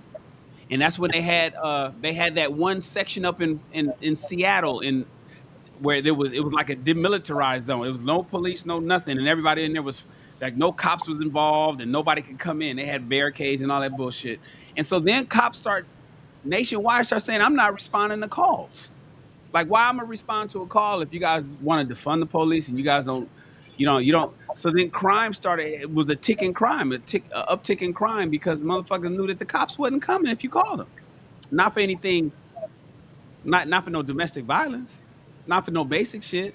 They wouldn't pull the motherfuckers over, because I think a couple cops had got executed or something like that during some standard stops or something like that. And so, when do you not intervene in affairs that doesn't pertain to you? When do you put on a cape and save the damsel in distress? In 2022. I don't know. And you want to go home to your family. That's why I stay home. Just don't go out. I hardly go out. It's here in the store. That's it. Well, it actually, I mean, it's not a great segue for are two questions that were emailed in. But I mean, it's a damning question because sometimes you are, damned if you do and damned if you don't. But to the next part of our our segment here at Ask a Black Man Anything. As I said earlier, you can always just click this link right here above my head, or not click the link, but go into your email and email us just like T. Nicholas did and pose his question. So the first question that we have tonight for the fellas is, if you could put a percentage on how much you guys take in when your wife or significant other speaks to you, what would that number be? I guess, when your woman talks, what percentage of what she says do you actually take in to account of what she says? God damn. Uh, Careful. I know this is crazy. I'm gonna be honest, man. I'd say about 35%, because it's no. I mean, let's be real. We got to think about the info. I only take in the valuable information. Like, I don't take in the filler language. I don't take in the emotion and feelings. I take in and process what needs to be processed. Most of the time, when women are speaking to us, there's a lot of I feel like. There's a lot of filler language. There's a lot of just jumping around from, you know, this point to Subject to that point. subject. Yeah, so I would say 35%. That's tough. TUFF. Colin, we know you in love over there. Now don't jump to me. No, She, man. she watches every episode.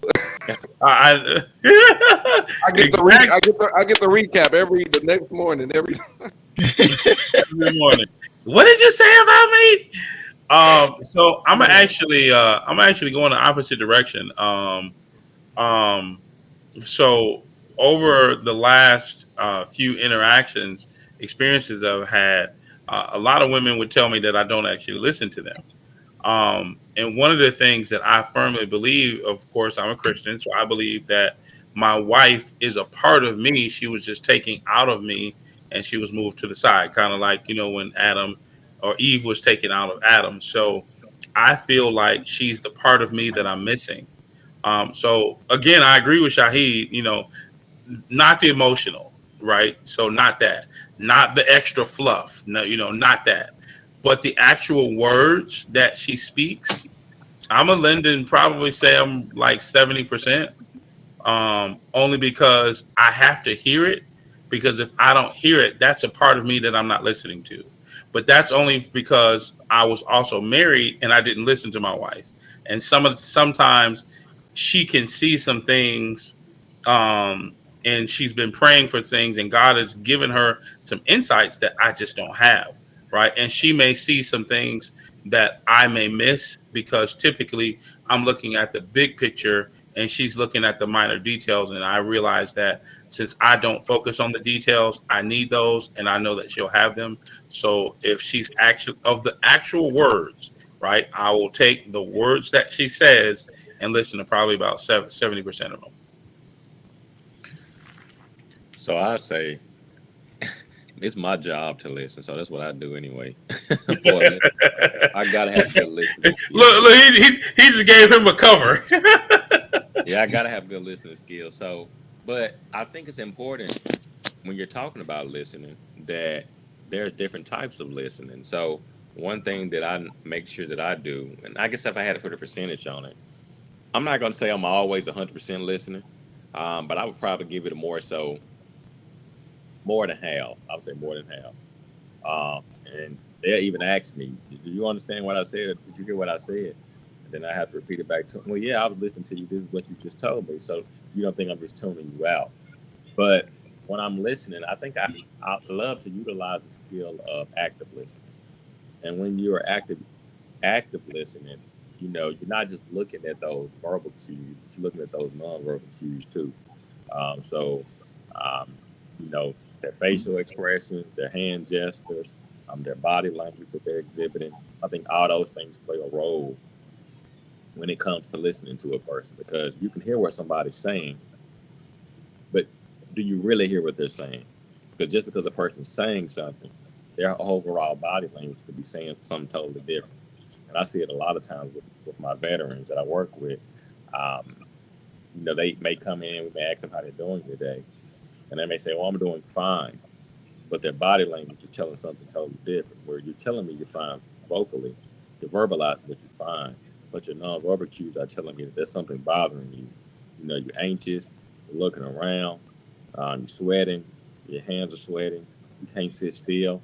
Well, you're not fine. There's something that's going on. So we have to get to the real reason of what's going on. But even when you're losing that active listening, I also like to bring in some reflective listening. So once I do my active listening, look at the nonverbal cues or look at the verbal cues, I then reflect back to that particular person. It could be my significant other, it could be somebody else, and ask them, hey, what I'm gathering is this right here. Is that what you were trying to tell me? To make sure that I'm actually understanding what that person was trying to um, explain to me. So I would say more than half. And like I said, that's because I have to actually listen as a part of my job. But using that active listening and then going back and using that reflective listening and picking up on those nonverbal cues and those verbal cues, I think it takes you a long way. With that, I'll pass. For me, I'll say I'll probably listen to about 80%. And it definitely depends on what it is that I'm doing and whether or not I know this is a conversation that I might have to remember later on, or if I'm playing a game of Madden. If I'm playing Madden, you're just over there, really. Um, but I even listen to the outfields. I feel like the outfields gives us clues to, what a woman might feel in a certain situation. So if she's in the midst of a conversation and she says, I feel like this woman, she shouldn't have did this or whatever the case is, I'm still going to listen to that. I'm still going to retain it because I know that these type of actions from other people may spark the same response. But I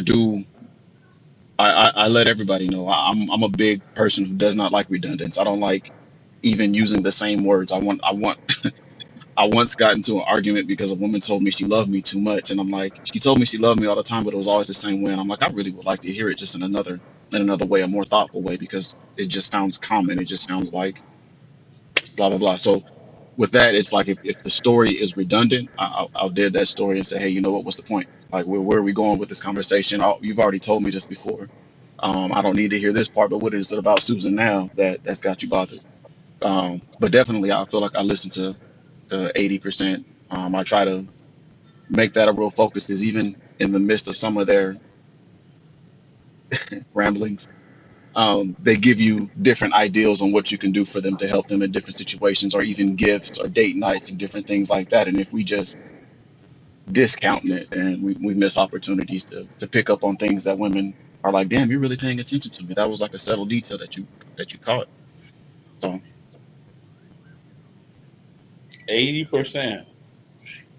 yeah, All right, Colin, you it got would it. be me, right? Of course. No, I'm 100.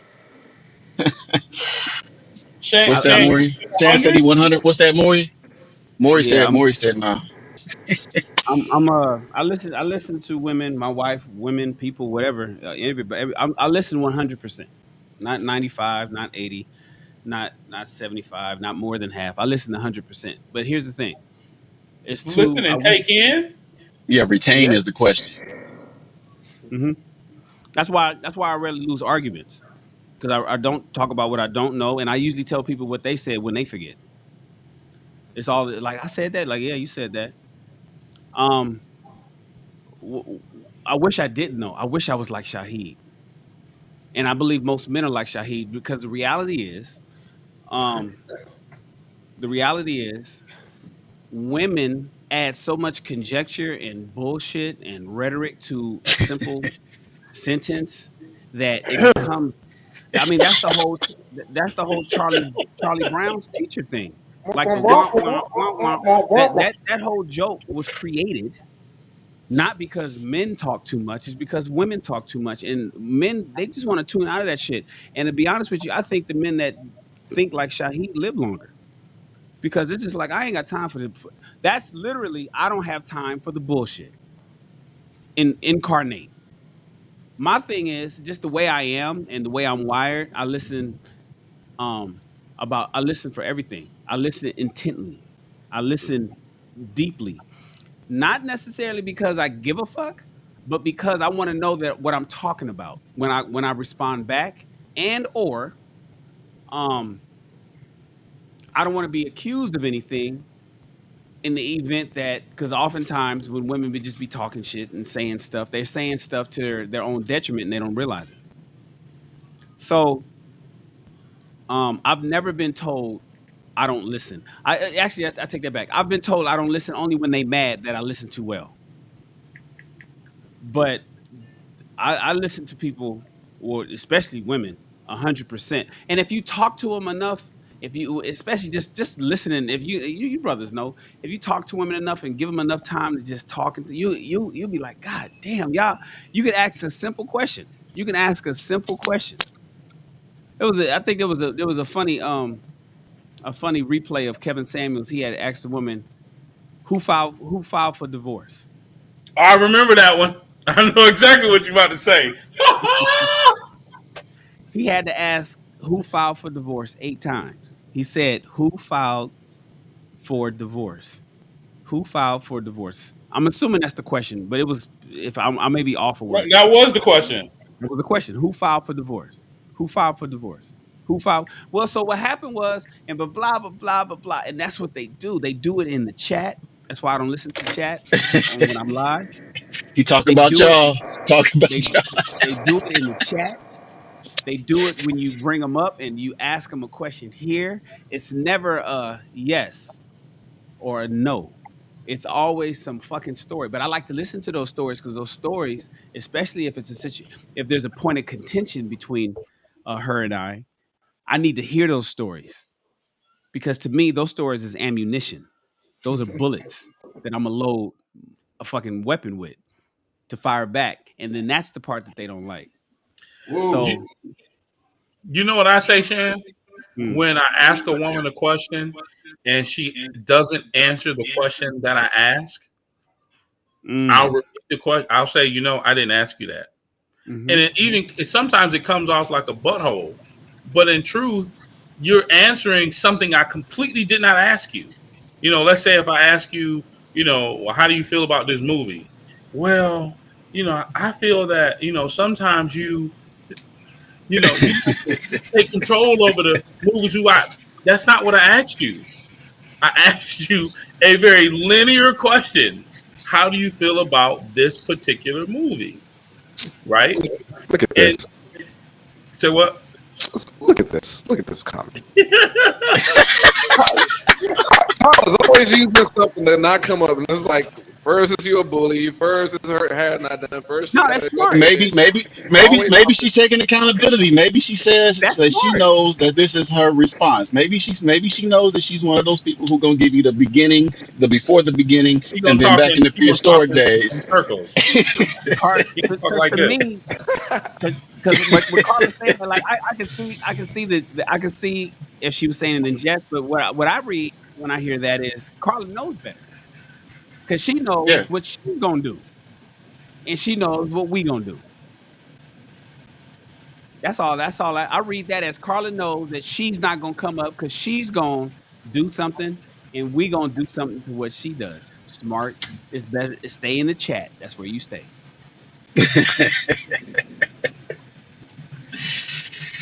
My bad, Chris. Go ahead. No, put that other comment up here. I'm not going to attack it. I'm just going to address it real fast. She said it's sounding like no that one. It sounded like y'all want us to communicate like men, but then call us masculine. It's not that men want you to communicate like men. The thing is, you have to learn how to speak the language of men. Because here's the thing: we have been taught how to speak the language of women. And here, let me give you an example. Women want us to be softer, right? Instead of just saying, hey, get up and go make me something to eat.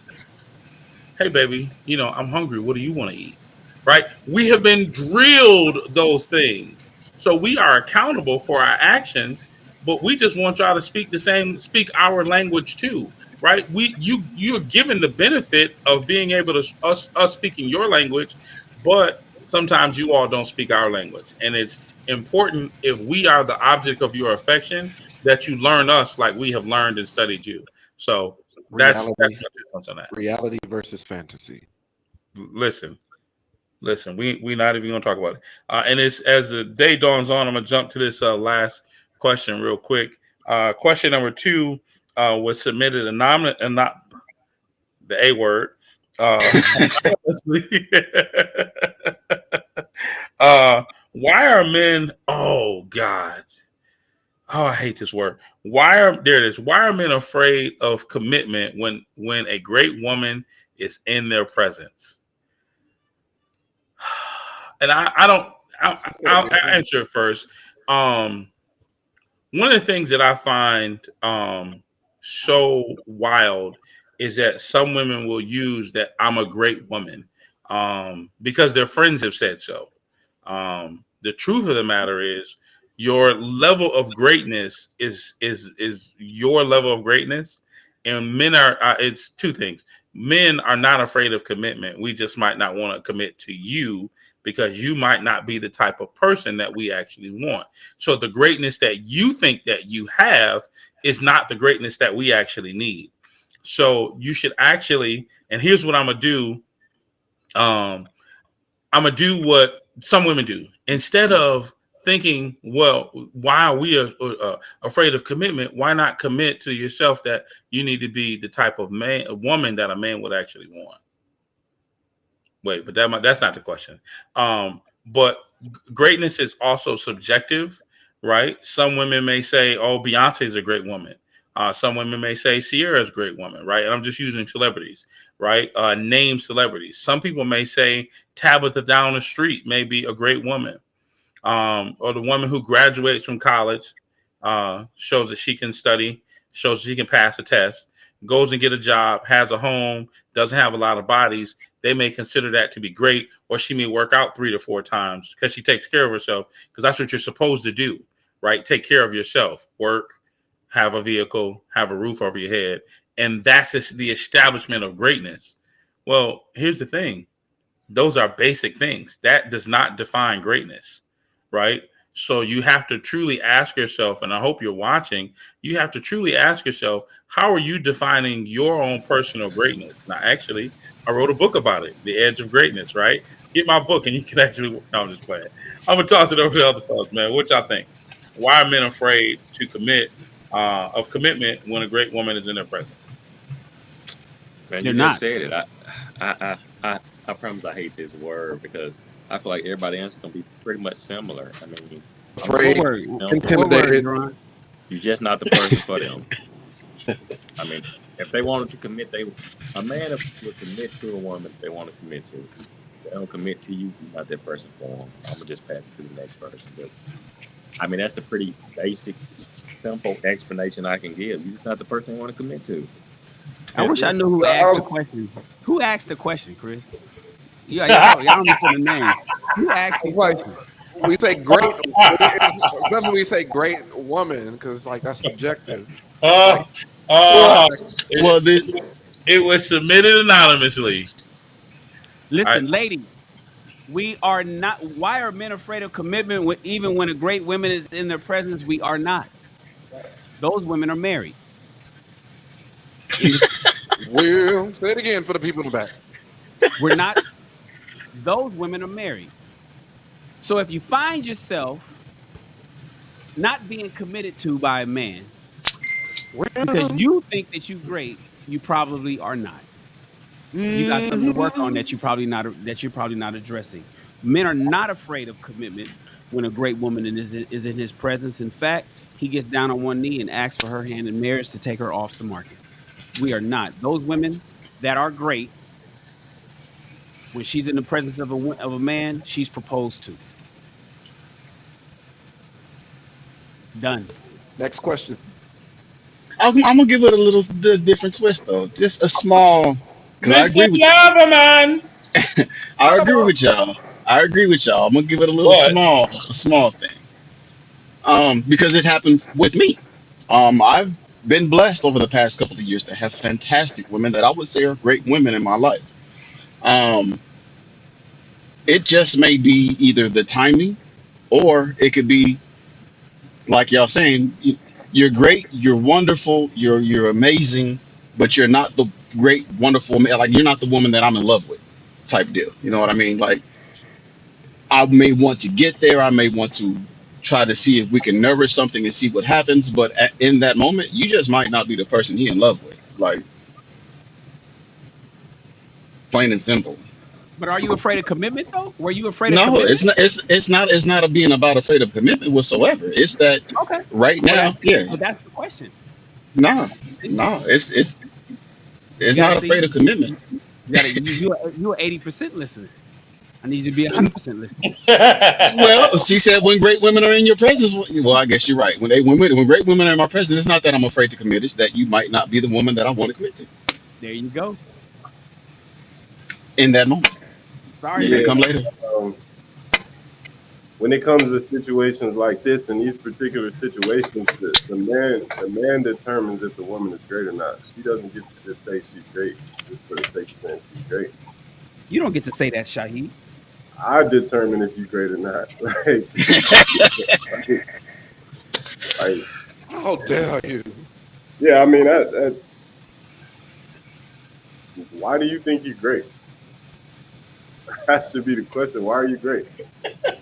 And even to the point to where you can say, you know what, you are great. I'm just not ready. Don't want. I've had it where a woman treated me fantastic, but I had a heart for somebody else. So I'm like, I can't even see how great you are. Like I recognize your greatness. I recognize your actions as love. I recognize that you are all about me.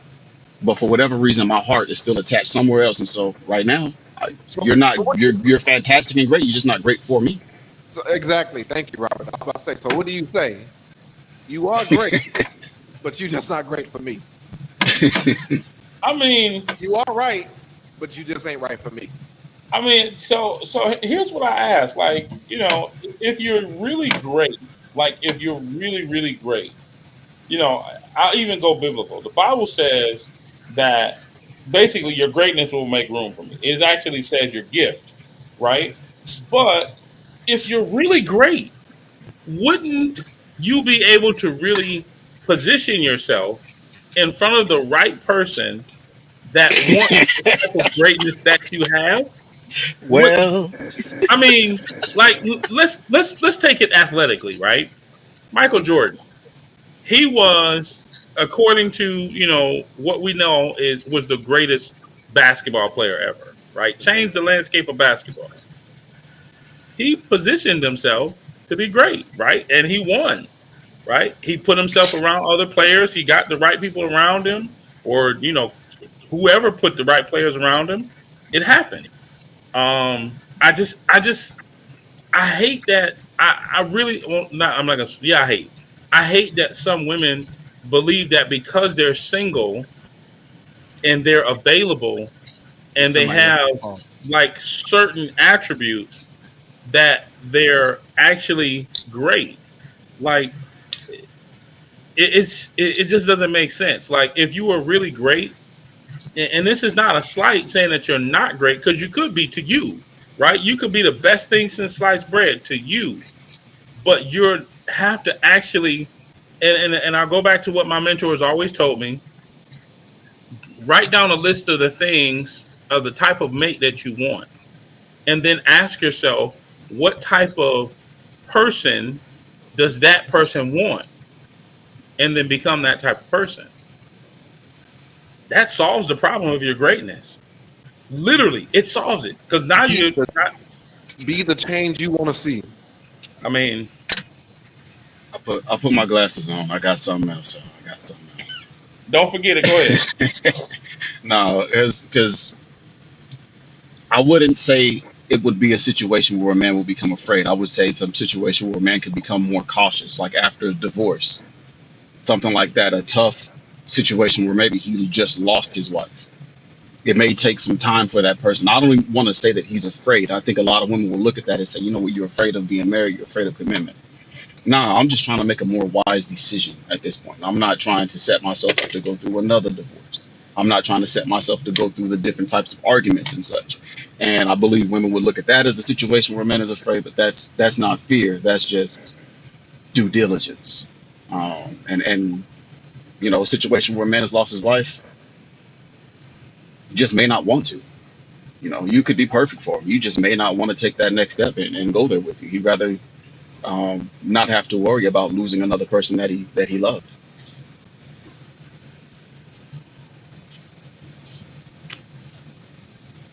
Ain't nobody scared of commitment, ladies. I don't know why y'all think that. You just get your shit together and you ain't got to worry about it. But y'all won't get You your know, shit together. that question is almost as bad as why are men intimidated by my success? It's always scared. It's always intimidation. What it does is it deflects accountability. That's another way of deflecting accountability. It's like it can't be You me. know, I got my stuff put together. Chris gave him the cheat It's code. him. Chris got the cheat code. The cheat you code know is what Chris just said. Chris said, listen, if you find a guy that you like and become the kind of woman that he like. I mean, that's the really, crazy. Go ahead, Shane. no, I'm done. That was it.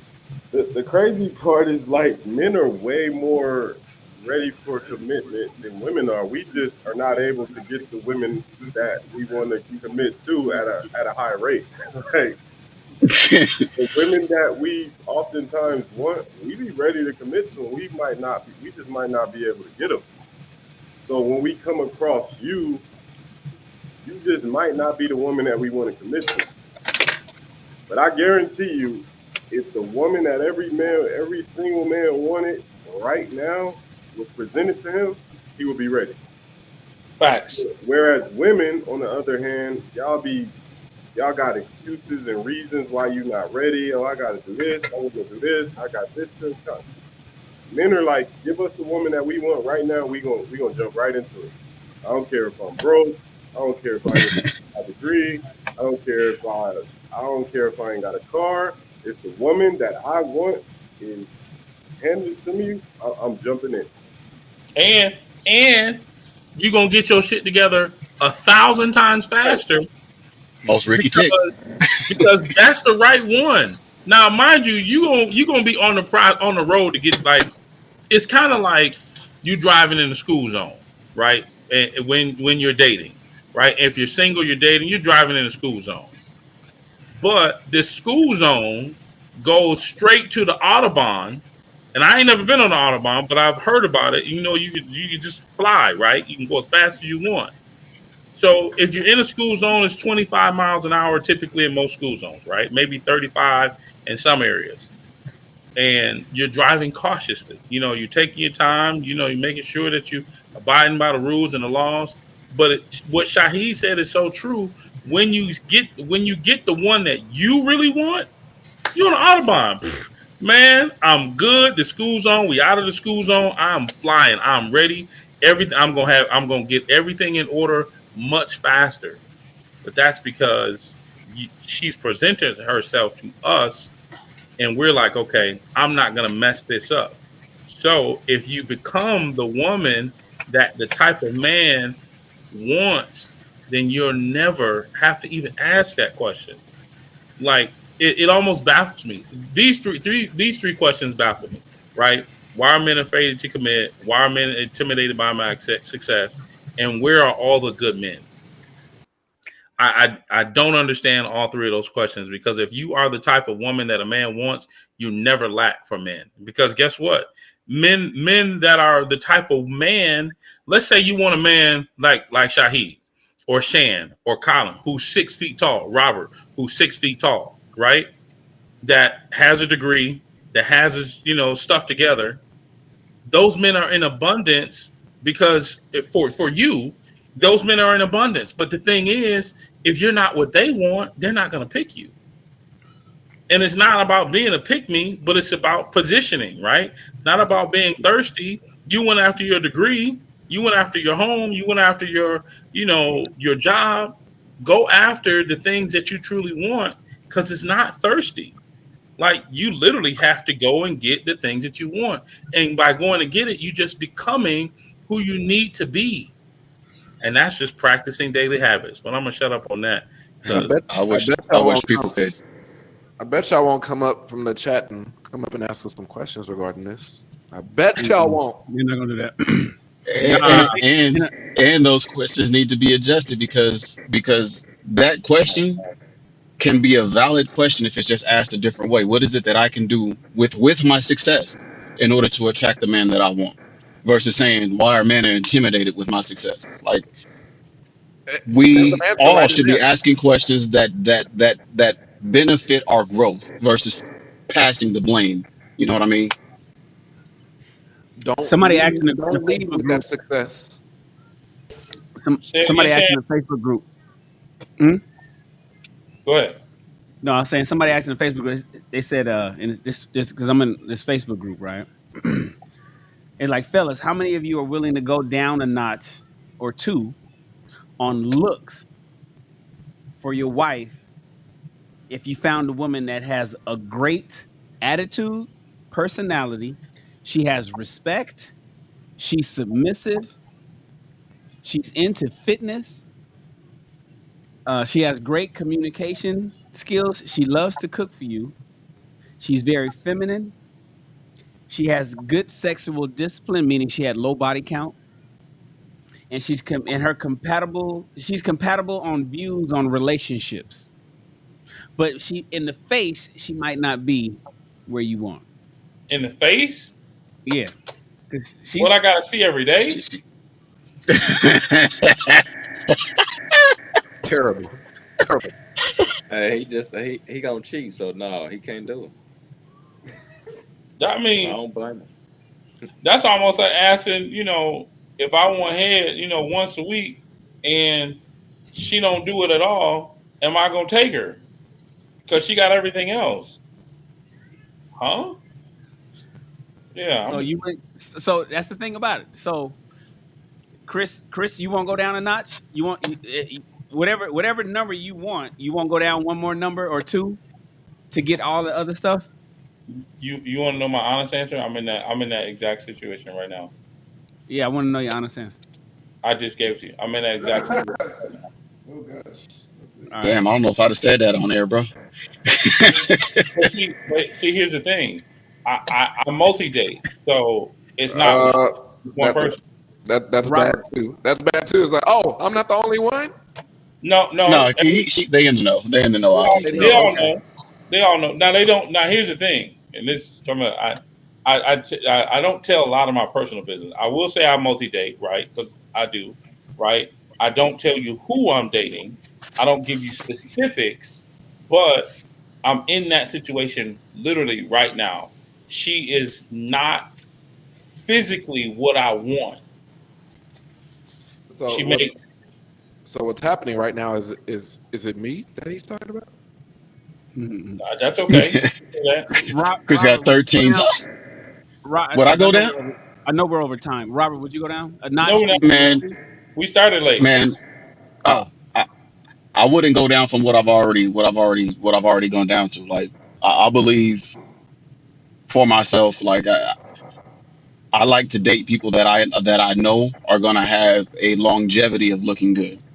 Um, fitness okay. wise, look wise. I have dated women who weren't on the line of what I would date, but I wouldn't go below them at this point. So I just I got a luxury. So I'm gonna tell you something that I saw earlier to kind of answer the question. I saw a video earlier of another podcast. Which one is that? Is that Law? What's up, buddy? Little handsome fella. So the video that I saw earlier, it was like a man that doesn't have his money together will typically go for a bigger woman because a bigger woman will that has her stuff together will help him get himself together and take care of him. But a smaller woman, that man knows that he has to work a lot harder and have himself together in order to obtain her. So if that's the current mindset, and that came from a woman, that didn't come from a man. If that's the current mindset that a man needs to get himself together for the type of woman that he wants, why should you settle?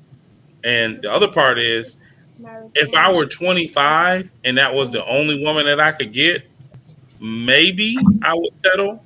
But I've already had, a plethora of women My dating experiences have been very vast and expansive.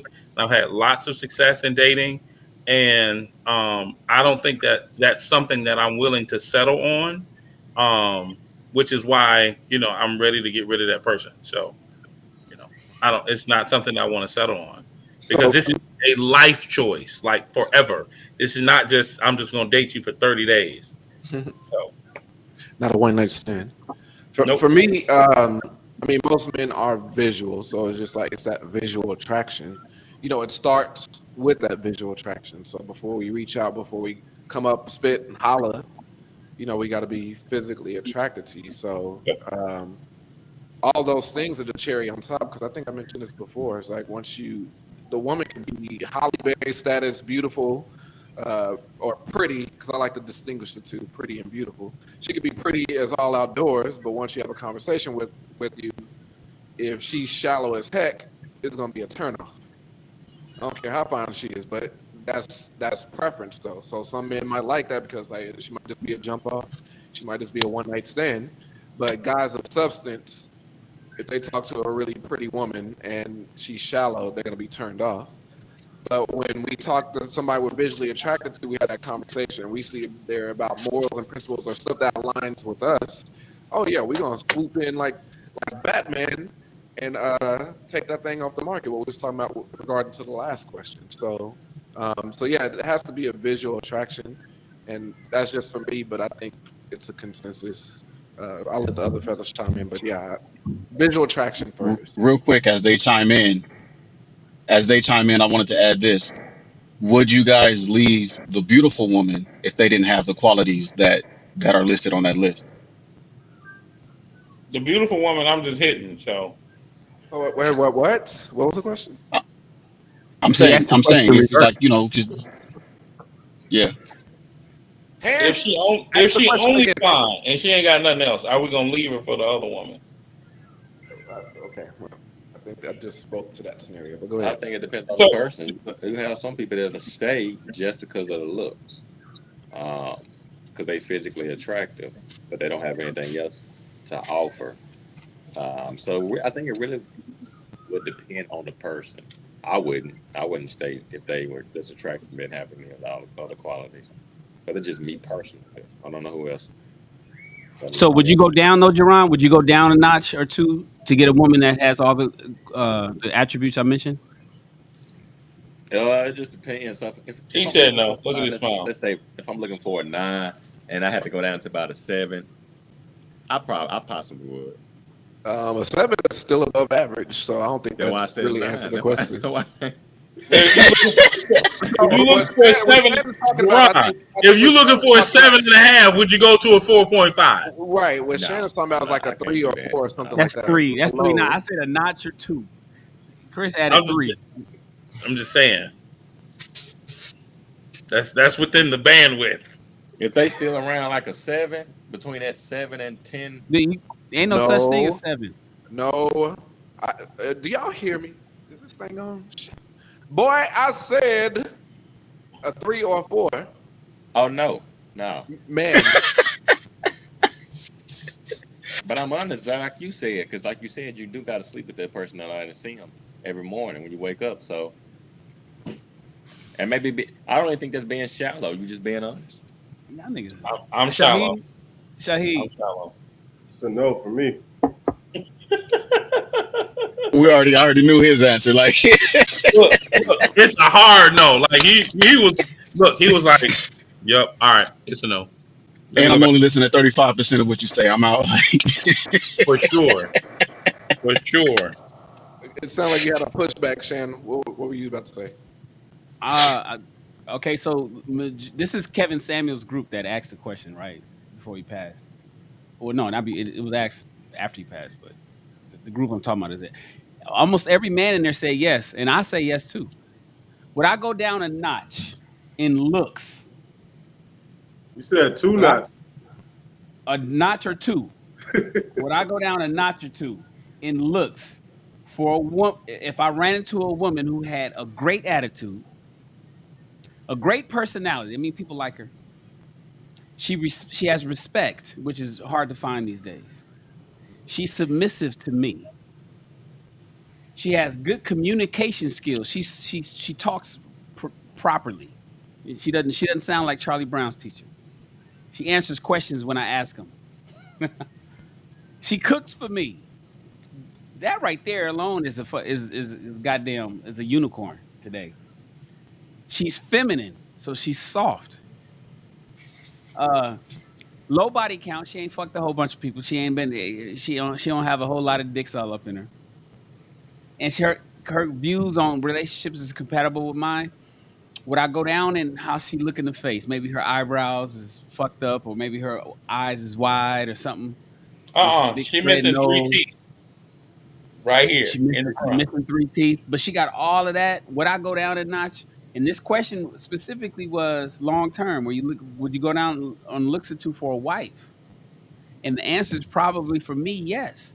And the reason why is because what we're searching for is a woman with all of that, and she fine. That's what we want. That's what all men want. We're looking for women. We're looking for women who have all of this, because this is what we complain about. We're not out here saying, where's all the good-looking women? That's not the argument. Men aren't saying that nation worldwide. Not saying that. We're not saying, where's the beautiful women at, man? Everybody's fucking ugly in LA. Everybody in Atlanta is ugly. We complain about the weaves. We complain about all this makeup and shit. But we know even after you take all that off, we still believe that women, by and large, are beautiful. You know, it's women that don't like how men look. But men aren't complaining about women's looks. So since our argument isn't, where's all the good-looking women? Our argument is, where's all the women who are fit, feminine, friendly, faithful, and fun? Where's all the women who are giving me and doing the things for me that's going to take me into my golden years? That's going to last. It's going to help me maintain a nice house. I can unload some shit and I'll get some decent feedback that I could do a long drive with, a fucking 8-hour drive to wherever the fuck.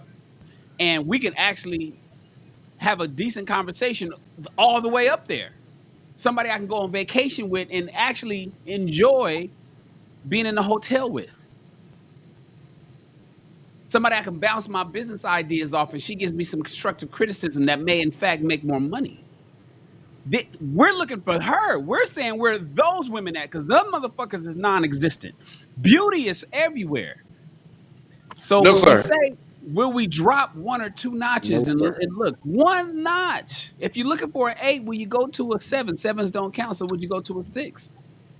Still 1 notch above average. If you're looking for somebody who's a little above average, a 6, will you go to somebody who's average looking? Maybe By even no means average. But she knocks it out the park, and everything else, I probably, because what I can't find is women with that list.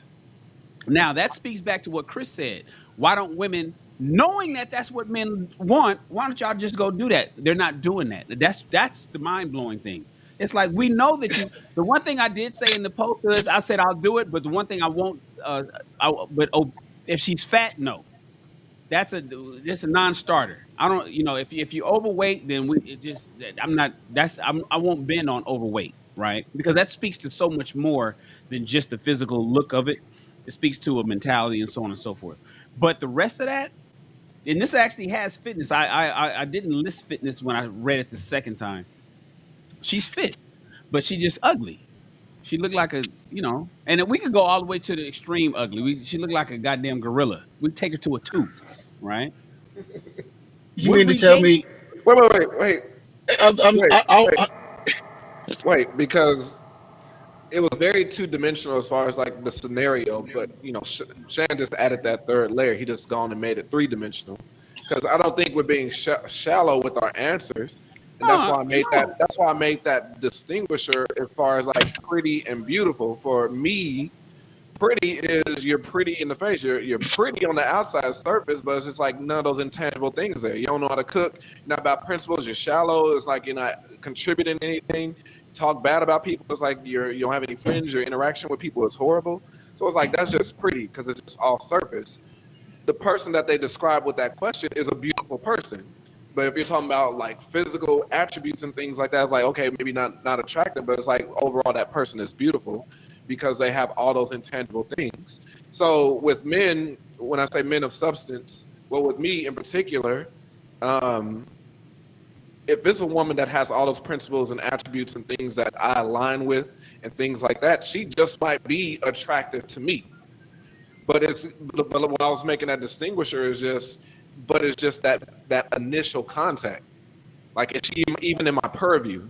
If she's in my purview, it's like usually just attraction. It's like, don't have to be a 7, or 8, or a 10 to get my attention. Like, if you're somewhat put together, it's just like, that's enough to get my attraction. Then it's like it might spark a conversation with me. Then that conversation leads to, oh wow, this woman is of substance. This woman is beautiful. Hey, let's. I'd love to engage further and everything. Like, are you open to going on the date and or whatever that might be? So I don't think we was being surface or shallow with our answers. It's just once we find out they have those attributes, a woman who we deem we might not ever dated or something like that might become very attractive to us, and it's just like, this person is perfect for us. So that's why I said men don't typically take women out of the friend zone, though. You know that, right? What was that? Normally we don't typically. Women do all the time, but men don't normally. Once we friend zone the chick, especially because of how she looks, she typically stays there for life. It's rarely do men say, "Damn, you know what? You grew on me." With your ugly And that's ass. why I'm calling Cap. That's why I'm calling Cap, Shan. I call Cap on you and everybody else in that group. Because like Colin was saying, we're not even gonna see it. Like, we might even know these things about you. We might grow to learn these things about you, but we're not looking at you in the context of a relationship if you aren't already inside of the market of what we like visually. It's gonna take a long time before we understand that you can cook, that you're a well-kept woman, that you're fit, feminine, and all those wonderful things. It's gonna take a long time that before we actually even see that attribute. Because we already, like, that's Cat. Like, yeah, we all probably would if that woman could actually attract us, but it's gonna take that woman actually attracting us, which is not a likely scenario in my opinion. I feel like you're gonna have to come out banging in your baddest dress one day, and then we're gonna see you and be like, damn, you know what, she was kind of cute. But then the next time we see you, you're gonna look back to average again, and it's gonna be like you're gonna lose all those points you just gained, and you're gonna have to keep that up. So it's gonna take a lot of work. But I call Cat, man. I don't. If that was the case, a lot more marriages would happen because there is a lot more average women out there than there are beautiful women out there, right? But see, that's the thing about it. There would be a lot more. I think I hear what you're saying, and I understand why you believe it's Cap. But the reality is, men are proposing. Women aren't taking them all the way full term. Marriage. Black women particularly are the most goddamn engaged on the planet, and so shit. Wasn't it you that said men are actually ready for commitment? Men are Oh yeah. actually asking. Men are asking. I think. See, the thing is, I think a lot of men are settling. If we want to use the word right now, we got to just put a word on it. Men are settling for women that aren't as beautiful, but when they realize that she has all these things, they just say, "Fuck it." See, because the thing is, we're looking for all of it. That's this. If she looks like Beyonce, we call that perfect, right? Everybody's looking for a perfect motherfucker. Women are looking for a perfect man who's 6 foot tall, 6-pack, straight teeth, big dick, great credit, and he's loving and nurturing, and he gives her attention, and he doesn't work too hard. He's home all the time. Women is looking for all of that, right? And then men is looking for a woman that's attentive and cooks and shit, and she sucks dick on demand, and she listens well, and she doesn't argue, and there's never any pushback, and she's bad as a motherfucker with a fat ass and some nice titties and a small waist. That's what men want, right? So we say, okay, cool. That's what everybody wants. What will you take out if you can get everything else? So what you're saying, Robert, is men are saying and have been, and to their own fault, and for women, we know they're doing it, right? Because that's what they're wasting their 20s on. But this is a question for men, so I'll stick to the guys. What you're saying, Robert, is men are saying, fuck all that good shit. You got to be fine. We ain't gonna recognize. I'm not saying fuck all that good shit. I'm saying we're not even gonna see it. We're not. It's not gonna be something that we even absorb because we're not looking for a relationship from those people. Those are the But homies. at the nightclub, you won't. But isn't that why a lot of workplace relationships happen? Because damn, until I start getting around, there's an attraction because of proximity. That happens all the time. It's like Yeah. I even fell in love with my goddamn coworker because I know what they like to eat. I like her laugh is funny. She's real cool. That happens all the time. You saying cap, Rob, but I don't know. Let's look at the No, numbers. I'm that looking happens all the time, but the thing is that same guy who would fall in love and have that workspace relationship will already be in a relationship with somebody that's fine and up his alley. Or whenever he steps out, he's gonna go out to the club, and instead of inviting her, who he has a fantastic relationship with, he gonna hit up on something that's looking good in the club, and he gonna take her home, and he gonna start a whole relationship with her. Versus recognizing that this person is probably perfect for you. That beautiful woman is not going to be in the club. Yeah. Well, I mean, That's the it's a beautiful question that looking a lot woman, of women Colin, the have. beautiful looking woman. That's a pretty woman. Yeah, well, there you And go. Pretty woman. We'll go with that. One thing that women always question is why do men cheat down? Women don't typically cheat up, men typically cheat down. It's like, damn, you That's got easier. your wife is fine as a motherfucker, but why you fucking with that girl? Why I'm fucking with that girl is because that girl listens to me. So I hear what y'all saying. What do you say, Chris? You I agree still with that. feel I agree with that. But cheating down is typically because it's like low hanging fruit. It's literally like, you know, like like the woman that's a big woman that really like you, that's gonna give it up to you as fast as she, you know what I mean, is gonna give it up to you fast. I'm not gonna say that's not as attractive. Let me not say big, right? Because I don't want to say, big women can't be attractive because that's not true. The woman that's less attractive to you, is that's really into you, that sees you as a 10, but you don't see her as the same. You can get her as quick because she low hanging fruit. She right there for you to grab. So that's why, and the other women that are high maintenance or super attractive, you got to work a little harder to try to woo them. And some of us don't really, really want to work that hard. If we really just want to get out, boom, go do something real quick, slide off and slide back home, I'm going to get the first thing that's smoking off the train and then be like, okay, I'm done with that. You know what I mean? She got what she got me. But Chris, the question. Okay, I think yeah, because I took it off. I took this off the rails because the original question was about marriage. It was about wife. I think now we talking about smashing. But bring it back to wifey. Bring it back to long term. You still think that same way? Feel what way? That we cheat down on ourselves? Cheat down to for a woman that you gonna go the long term with. Yeah, not just to smash. black men don't cheat. I don't think I've ever been in a situation where I've got a woman that was not as attractive, that was less attractive, to go long term with her. I don't think I ever have. And if I'm thinking I'm answering it correctly, I don't think I ever have. Like, not long term. I mean, and that's because I guess my cheating days, I wanted what I wanted. So, you know, I wasn't thinking, oh, let me go get with her and I'm gonna take her long distance. And take her to Albuquerque. Nah, like you getting off at the next stop, boo boo. Once it's over, it's over. I mean, I may come back, spin the block a couple times, but nah, I'm not. We're not going all the way. I just don't think so. Got it. All right. Well, with that being said, I want to thank y'all for joining us tonight because it's almost 1 o'clock on the East Coast. But Colin, send us home.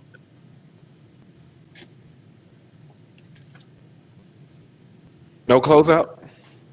No sign Thank off. God. That was you said thank God. Yeah, I've been waiting a year for you to just end the show. I said Colin, send us home. All right. Thank y'all for tuning in. See y'all next week. Hit us up there. He said thank God.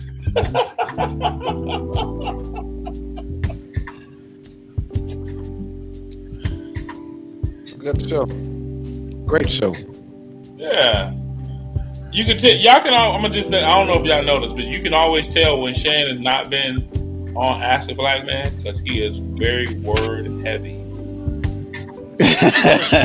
He got a lot to say. A lot to get off his chest. He has a lot to say. It's like, damn, I missed the last 3 weeks. Let me get it all in today.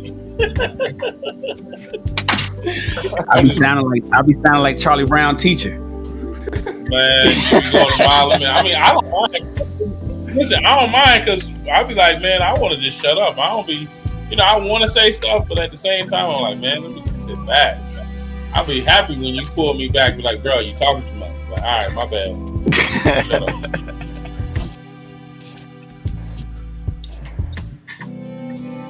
Oh man.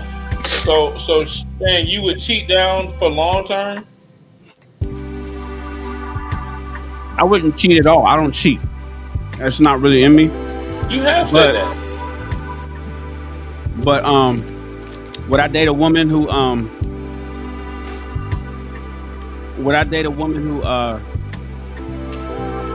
not as attractive? Attractive? She's not as pretty as I normally date, but she has everything else. Hell yeah, because I've never really met anybody that has everything else. I can imagine that's being fucking in bliss.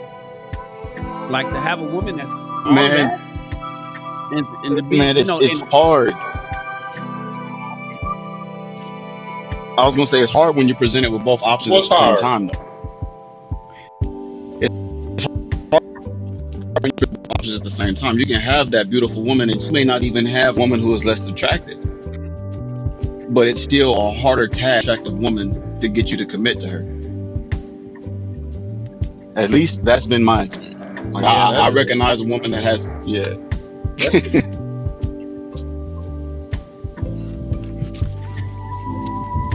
I've met women that pretended to have all that shit and then didn't have it eventually, or lost it, or didn't hold up to it for long enough to go to the distance or whatever. But to be excited to cook, to say I'm sorry. Like, how many of y'all motherfuckers know a woman that's quick to say I'm sorry? My bad. Does that even exist? Not in this dimension. It always takes. Well, and then in the moment, exactly. I was about to say in the moment, like in the moment where something's happening and you already know you're wrong, you still gonna hang on to it and not admit that you have some sort of culpability in it. And I am talking about in general, because I gotta give props to my woman. She does apologize. I see the sanitation man. He come and clean it up real good. She's also not American. That's also true. You said what? She's not American. Yeah, but your woman also is not an American. See, it's a cultural thing. It's very cultural. Yep, that's why. So a lot of the problems that we're having here as men, the things that American men want is global, but the things that men in America is not getting is a cultural thing, and that's one of the biggest problems. True that.